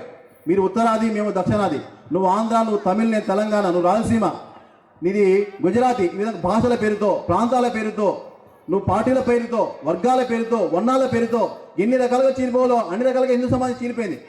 కాబట్టి ఇన్ని రకాలుగా చీలిపోయిన హిందూ సమాజాన్ని ఏకం చేయడం కోసం, ఆత్మ విస్మృతికి లోనైన హిందూ సమాజంలో స్వాభిమాన్ని నిర్మాణం చేయడం కోసం, ఆత్మనిష్టకి లోనైనటువంటి హిందువుల్లో ధ్యేయనిష్టని, దేశనిష్టని నింపడం కోసము, అసంఘటితంగా ఉన్న హిందూ సమాజాన్ని సంఘటితం చేయడం కోసము, ఒక శక్తివంతంగా తయారు చేయడం కోసము డాక్టర్జీ ఆర్ఎస్ఎస్ రాష్ట్రీయ స్వయం సేవకుల సంస్థను 1920లో ప్రారంభం చేశారు. ఈ సంఘం ద్వారా, సంఘ శాఖ అనే ఒక కార్య పద్ధతి ద్వారా ప్రతిరోజు 1 గంట సేపు నియమిత స్థలంలో, నియమిత సమయంలో ఒకే చోట జరిగేదాన్ని శాఖ అంటాం. ఈ శాఖలో మనం యోగా చేయిస్తాం, ఆటలు ఆడిస్తాం, పాటలు పాడిస్తాము, ప్రాణాయామం చేయిస్తాము, మనిషిని శారీరకంగా తయారు చేస్తాం. అలా శారీరకంగా సుదృఢంగా తయారు, శక్తివంతులంగా తయారు చేసిన హిందువుని మనలో ఒక దేశభక్తి పాట, ఒక శ్లోకము, ఒక మంచి మాట చెప్పి సంస్కారం నింపుతాం. తర్వాత ఆటలాడుతూ పాటలు పాడుతూ శారీరకంగా మానసికంగా శుద్ధంగా తయారైన వ్యక్తి చివరిలో నమస్తే సదా వచ్చలే మాతృభూమి అంటూ భారత్ మాతాకి జై అంటూ ఈ దేశం పట్ల ధర్మం పట్ల నియమబద్ధుడై కటిబద్ధుడై ఉండే విధంగా పేరు నింపుతాం. అలా తయారైనటువంటి కార్యకర్తలే దేశం కోసం ధర్మం కోసం అన్ని వేళలా పనిచేస్తూ వచ్చారు. ఇలా సంఘ శాఖ ద్వారా తయారైన స్వయం సేవకులు కొన్ని లక్షల మంది, కోట్ల మంది ఈ జాతి కోసం, జాతి పునర్నిర్మాణం కోసం, జాతిని పరమవైపు స్థితికి చేర్చడం కోసం అహర్నిశలు పనిచేస్తున్నారు. సంఘ శాఖల స్వయం సేవకులు దేశంలో ఉన్న ప్రతి సమస్యకి పరిష్కారం అయ్యారు. దేశ ఉజ్వల భవిష్యత్తుకి ఆశాస్పదులు అయ్యారు. ఈ దేశానికి ఏ కష్టం వచ్చినా ముందు నిలబడ్డారు ఆర్ఎస్ఎస్ వాళ్ళు. 1947 స్వతంత్రం వచ్చింది. కానీ చాలామంది హిందువులు శత్రు దేశం పాకిస్తాన్ సరిహద్దులో ఉండిపోయారు. అంతా కూడా ముస్లిం లీగ్ ఆధ్వర్యంలో మహమ్మద్ అలీ జిన్నా ఒక డైరెక్ట్ యాక్షన్ డే ప్రత్యక్ష చర్యకు పిలిపించాడు. అందరు హిందువులు ఊచకోతో చేయండి, ఆడవాళ్ళని అత్యాచారం చేయండి అని ఒక పిలిపించారు. అప్పుడు మన గురూజీ అటువైపు ఉన్నారు, రెండో సత్సంగ్ చాలక్, ఆర్ఎస్ఎస్ రెండో చీఫ్, ఈయన మొదటి చీఫ్, ఆయన సెకండ్ చీఫ్. ఆయన పిలిపించారు. దేశ సరిహద్దులో ఉన్నటువంటి చిట్ట చివరి హిందూ సరిహద్దు దాటేంత వరకు ఏ స్వయం సేవకు ఇటువైపు రావద్దని పిలిపించారు. ఆ పిలుపుని అందుకొని మన స్వయం సేవకులు లక్షలాది మంది హిందువులు సరిహద్దు దాటించి పునరావాసం కల్పించి ఆశ్రయం ఇచ్చి అన్నం పెట్టి అకౌంట్ చేసుకొని కడుపులో దాచుకున్నాం మనం. ఈ సందర్భంగా కొన్ని వేల మంది స్వయం సేవకులు బలిదానం అయ్యారు. తర్వాత ఒకసారి శ్రీనగర్ని పాకిస్తాన్ సైన్యం ఆక్రమించే ప్రయత్నం చేస్తే అక్కడ రన్వే అంతా మంచుతో కప్పబడిపోయింది. విమానం దిగే పరిస్థితి లేదు, సైన్యం వచ్చే పరిస్థితి లేదు. శ్రీనగర్ ఆక్రమించుకునే శ్రీనగర్ వాళ్ళ హస్తగతమయ్యే పరిస్థితి. ఇలాంటి సమయంలో మన స్వయం సేవకులు అర్ధరాత్రి 2, 3 ఆ ప్రాంతాల్లో కొన్ని వందల మంది వచ్చి రన్వేను శుభ్రం చేశారు. విమానం వచ్చింది, సైన్యం దిగింది, యుద్ధం చేసింది, శ్రీనగర్ని కాపాడుకున్నాం. కాశ్మీర్ మన దేశంలో అంత భాగంగా ఉంచుకోగలిగాం. 1947 పాకిస్తాన్తో యుద్ధ సమయం, 62లో చైనాతో యుద్ధం, 65లో పాకిస్తాన్తో యుద్ధం. ఇలాగా దేశానికి యుద్ధ సమయాల్లో ప్రతిసారి కూడా సంఘం నిలబడింది. 1962లో మన దేశానికి అండగా నిలబడినందుకు, సైన్యానికి సహకరించేందుకు మనకు కూడా పిలిపించారు. రిపబ్లిక్ డే పరేడ్ లోపల సైన్యంతో పాటు కలిసి కవాత్ చేయమని 3,000 మంది స్వయం సేవకులు యూనిఫామ్ ధరించి కదం కలిపి పదం కలిపి చేయి కలిపి సైన్యంతో సమానంగా నడిచారు మనమంతా. ఇట్లా యుద్ధ సమయాల్లో మన దేశంలో ఒకసారి 1977లో దివిసీమ ఉప్పెన వచ్చింది. తాడి చెట్టంతా ఉప్పెన వచ్చింది. 30 అడుగుల వరదలు వచ్చాయి. వారం రోజుల పాటు ఆ వరదల్లో మన యొక్క బంధువుల యొక్క శవాలన్నీ కుళ్ళిపోయాయి, దుర్గంధం పాలయ్యాయి. సైన్యం సాహసం చేయలే, పోలీసులు ముందుకు రాలే, సహాయక శిబిరాలు ధైర్యం చేయలేకపోయి వాళ్ళు ముట్టుకోవడానికి. పట్టుకుంటే చెవుడు వచ్చేస్తుంది, పట్టుకుంటే కాలు వచ్చేస్తుంది. అప్పుడు మన సొంత బంధువులు చనిపోతే, సొంత ఆత్మీయులు చనిపోతే ఏ ఆత్మీయతతో, ఏ భావన చేత మనం అంత్యక్రియలు చేస్తామో మన స్వయం సేవకులు శవసేన అనే పేరుతో అక్కడ ఏర్పడి అంత్యక్రియలు చేశారు. గుజరాత్లో భూకంపం వచ్చిన, ఉత్తరాఖండ్లో కొండ చెవి విరిగిపడ్డా, లేదంటే కేరళలో వదిలొచ్చిన కరోనా సమయంలో ఇలా సమాజానికి ఏ కష్టం వచ్చినా సరే మతాలకు అతీతంగా మన మన ఆర్ఎస్ఎస్ స్వయం సేవకులు ముందుకు వచ్చి సమాజానికి అండగా నిలబడ్డారు. దేశానికి సమాజానికి మాత్రమే కాదు, మన ధర్మానికి ముందు నిలబడింది ఆర్ఎస్ఎస్. 500 సంవత్సరాలుగా అయోధ్య రామజన్మభూమిలో ఒక కలంకిత కట్టడం ఉంటే స్వాభిమానానికి మన గుండె మీద ఒక రాజపుండులాగా ఉన్నటువంటి ఆ కలంకిత కట్టడాన్ని దూరం చేసి 500 సంవత్సరాల తర్వాత భవ్యమైన దివ్యమైన రామ మందిరాన్ని నిర్మించుకోగలుగుతున్నాం. దీని వెనకుంది ఆర్ఎస్ఎస్. రామసేతును కూల్చాలని ప్రయత్నం చేస్తే మన రామునికి, మన వారసత్వానికి చిహ్నమైన, జాతీయ చిహ్నమైన రామసేతు కూల్చే ప్రయత్నం చేస్తే రామసేతు పరిరక్షణ సమితి పేరుతో ఏర్పడి రామసేతును కాపాడుకోగలిగాం.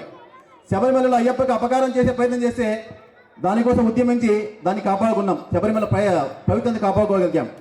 తిరుమల తిరుపతి 7 కొండలంటే కాదు, 7 కొండలు కాదు, 2 కొండలే అన్నప్పుడు దానికోసం పూజ స్వామీజీలని, సాధు సంతుల్ని, పీఠాధిపతుల్ని, మఠాధిపతుల్ని ఒక వేది మీద తీసుకొచ్చి తిరుమల తిరుపతి సంరక్షణ పేరుతో ఆ తిరుమలకు 7 కొండలు మనం కాపాడుకోగలిగాం. అమర్నాథ్ యాత్రకి మన హిందూ బంధువులకి చార్ధామ్ యాత్రలో అత్యంత పవిత్రమైనటువంటి యాత్ర అమర్నాథ్ యాత్ర. ఇక్కడ ఉగ్రవాద ముస్కోన్ మూకలు, ఏర్పాటువాద శక్తులు అనేక అడ్డంకులు, ఆపదలు, సవలక్ష ఆంక్షలు సృష్టించే ప్రయత్నం చేస్తే అమర్నాథ్ సంరక్షణ సమితి పేరుతో దాన్ని కాపాడుకోగలిగాం.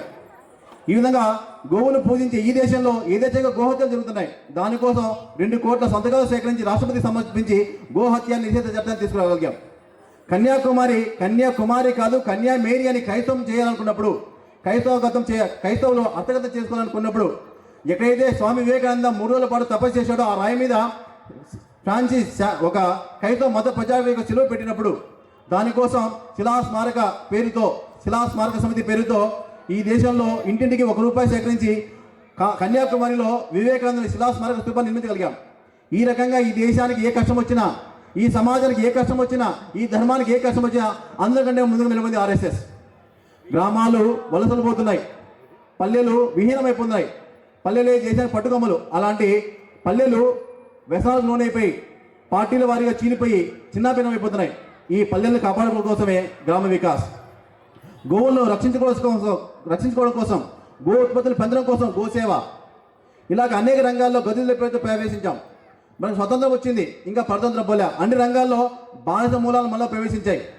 అందుకే అన్ని రంగాల్లో ప్రవేశించి ధార్మిక రంగంలో విశ్వ హిందూ పరిషత్, విద్యార్థి రంగంలో ఏవీవీపీ, అనేక విద్యా సంస్థలు, కవిత మిషనరీలు విద్య పేరుతో మన పిల్లల్ని మన సంస్కృతి దూరం చేస్తున్నాయి. మన భాష పట్ల, మన సంస్కృతి పట్ల తక్కువ భావన చేసేలా చేస్తున్నాయి.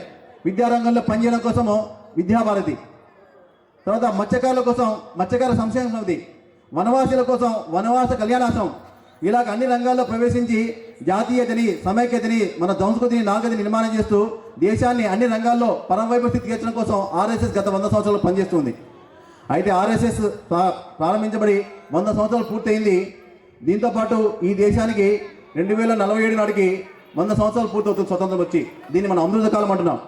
కనీసం అమృత కాలానికైనా ఈ దేశాన్ని గొప్ప దేశంగా, శక్తివంతమైన దేశంగా, ఆత్మనిర్భర భారత్గా, వికసిత భారత్గా, సమృద్ధ భారత్గా, స్వాభిమాన భారత్గా తీర్చిదిద్దడం కోసం మనం 5 విషయాల మీద దృష్టి పెట్టాం.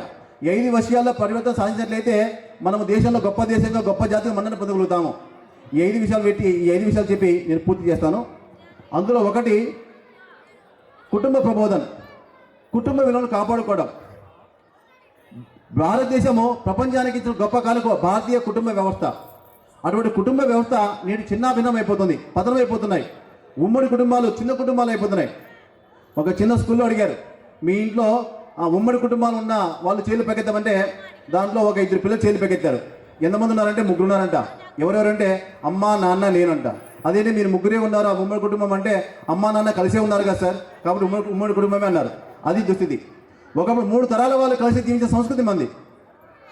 ఈ సంస్కృతిలో ఇలాంటి అనాథాశ్రమాలు, వృద్ధాశ్రమాలు ఎక్కువైపోతున్నాయి. తన తల్లిదండ్రులు తీర్థయాత్ర చేయాలని సంకల్పం చేస్తే శ్రవణ కుమారుడు కావడిలో పెట్టుకొని తీర్థయాత్ర చేపించిన ఈ దేశంలో అనాథాశ్రమాలు, వృద్ధాశ్రమాలు. భార్యాభర్తలు ఎలా ఉండాలో జీవించి చూపించిన సీతారాములు పట్టిన ఈ దేశంలో విడాకులు ఎక్కువైపోతున్నాయి. శివుని కుటుంబం చూస్తే శివుని యొక్క వాహనము నంది, అమ్మవారి వాహనం సింహం, వారిద్దరికి సరిపోదు. కుమారస్వామి వాహనం నెమలి, వినాయకుని వాహనము ఎలుక, వాడికి సరిపోదు. స్వామివారి మెడలో పాము ఉంటుంది, అక్కడ ఉంటే నెమలికి సరిపోదు. అంటే స్వామివారి నెత్తి మీద గంగం ఉంటుంది, మెడలో గొంతులో గరళం ఉంటుంది, ఇక్కడ అగ్ని ఉంటుంది. అంటే వాళ్ళ కుటుంబంలో అనేక వైరుధ్యాలు, భిన్నాభిప్రాయాలు, భిన్న ఆలోచనలు, అభిప్రాయాలు, అలవాటు ఉన్నప్పటికీ వాళ్ళంతా ఏకమై ఉన్నటువంటి ఈ దేశంలో కుటుంబాలు చిన్నాభిన్నమైపోతున్నాయి. కాబట్టి ఆ కుటుంబాలు కాపాడుకున్నప్పుడు మాత్రమే ఈ దేశము సంస్కృతి కొనసాగబడుతుంది. ఎందుకంటే ఈ సమాజంలో చూసే మంచి అంతా ఈ కుటుంబం నుంచి వచ్చింది, ఈ సమాజంలో చూసే చెడు అంతా కూడా ఈ కుటుంబం నుంచి వచ్చింది. కాబట్టి మన కుటుంబం అనేది సంస్కార కేంద్రం. మన పిల్లలకి మన ధర్మం నేర్పకపోతే ఇతరులు మనకి అధర్మం నేర్పుతారు. కాబట్టి ఆ విధంగా ఉండకూడదు. అంటే మన కుటుంబాన్ని కాపాడుకోవాలి, అప్పుడే ఈ ధర్మము సంస్కృతి నిలబడుతుంది. ఆ తర్వాత సామాజిక సమరసత. ఈ సమాజంలో కులాలు ఉన్నాయి, కానీ కుల భేదాలు లేవు, కుల వైషమ్యాలు లేవు. జన్మనా జాయితే శూద్ర, కర్మనా జాయితే ద్విజ. అంటే జన్మ వల్ల అంత శూద్రులే, కానీ కర్మల వేళ ద్విజులు అవుతారు. వేద పాఠంతో విప్రాణం, వేదం చదివి విప్రులు అవుతారు. బ్రహ్మ జ్ఞానంతో బ్రాహ్మణ, బ్రహ్మజ్ఞానం పొంది బ్రాహ్మణులు అవుతారు. కాబట్టి ఈ సమాజంలో కులాలు అనేవి ఈ వ్యవస్థని, ఈ సమాజాన్ని సక్రమంగా నడవడం కోసమే తప్ప సమాజాన్ని చిన్నాభిన్నం చేయడం కోసం కాదు, విభజన చేయడం కోసం కాదు, విచ్ఛిన్నం చేయడం కోసం కాదు. కాబట్టి మనమంతా ఈ చేతికి ఉన్నటువంటి 5 వేళ్ళు కలిసి ఎంత శక్తివంతమవుతాయో ఈ సమాజంలో ఉన్న అన్ని కులాలు ఒక్కడిగా నిలబడినప్పుడు మాత్రమే ఈ జాతి గొప్ప జాతిగా నిలబడుతుంది. లేదంటే సమాజం చీలిపోతుంది. అందుకోసమే సామాజిక సమరసత. కనీసం సంఘ శతాబ్ది సందర్భంగా కనీసం 3 విషయాల్లో దేవాలయ ప్రవేశంలో వివక్ష లేనటువంటి దేవాలయ ప్రవేశం, జలవనరుల వాడుకలో వివక్ష లేనటువంటి సమాజం, శ్మశానంలో వివక్ష లేనటువంటి సమాజం. మన రాముడు, కృష్ణుడు మాకు నేర్పిన ధర్మం ఏంటి? రాముడు శబరి ఎంగిపల్లని తిన్నాడు, గుహుని ఆలింగనం చేసుకున్నాడు, వనచుడైనటువంటి సుగ్రీవునితో మైత్రి చేశాడు, జటాయువుకు తన తండ్రిలాగా అంత్యక్రియలు చేశాడు. రాముని పూజించే మనము మనకెందుకు కుల వివక్ష? శ్రీకృష్ణుని పూజించే మనకెందుకు కుల వివక్ష?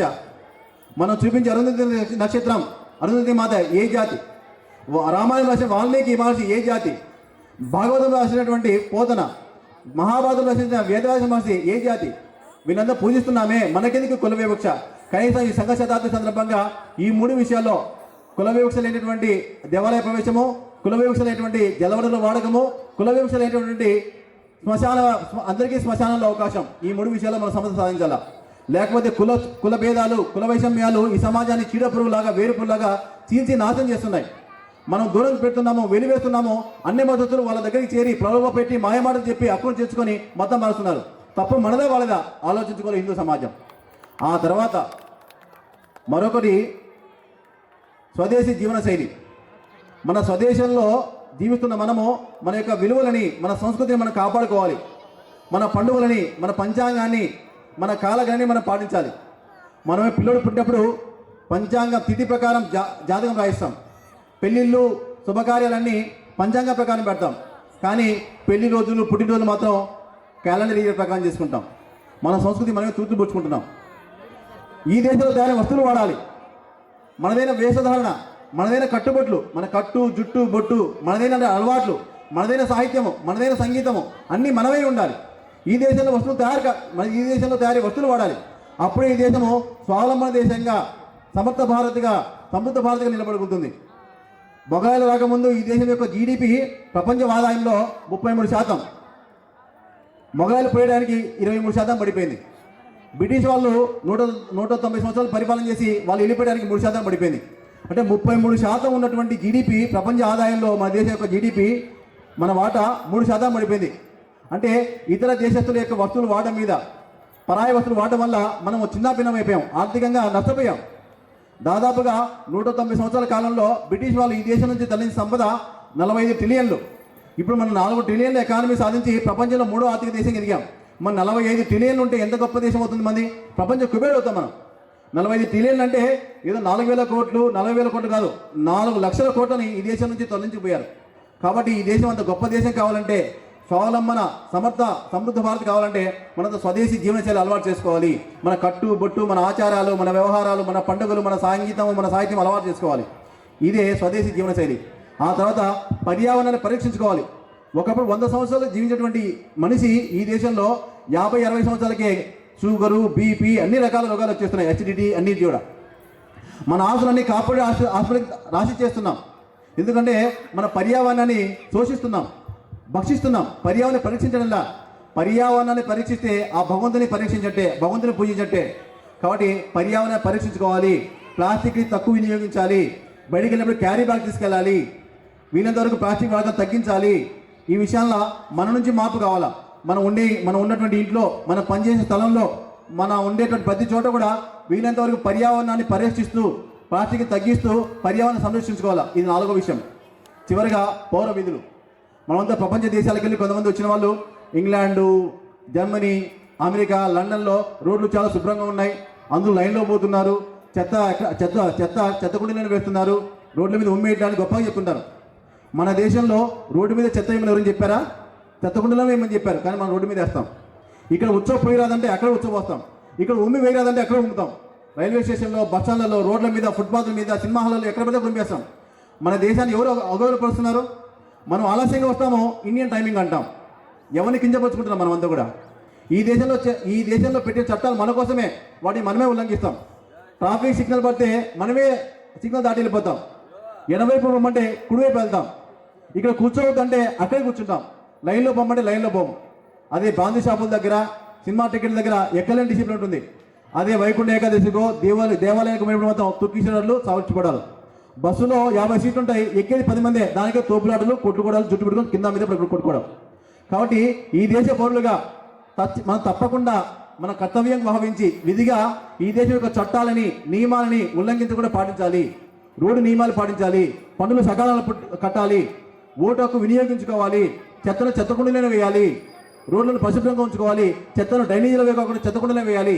ఈ విధంగా ఈ దేశ పొడుగా మన యొక్క విధులను సక్రమంగా నిర్వహించినట్లయితే ప్రపంచంలోనే మన దేశం గొప్ప దేశంగా, ఒక నాగరిక దేశంగా మన్నన పొందగలుగుతుంది, గౌరవాన్ని సంపాదించుకోగలుగుతుంది.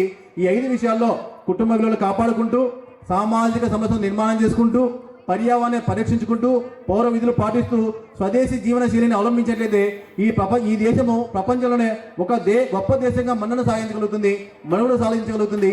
ఆ దిశగా మనం అంతా పనిచేస్తామని, కలిసికట్టుగా కృషి చేస్తామని ఆశిస్తూ ఈ అవకాశం ఇచ్చిన మీ అందరికీ ధన్యవాదాలు తెలియజేసుకుంటూ ముగిస్తున్నాను. జై శ్రీరామ్, భారత్ మాతాకి జై.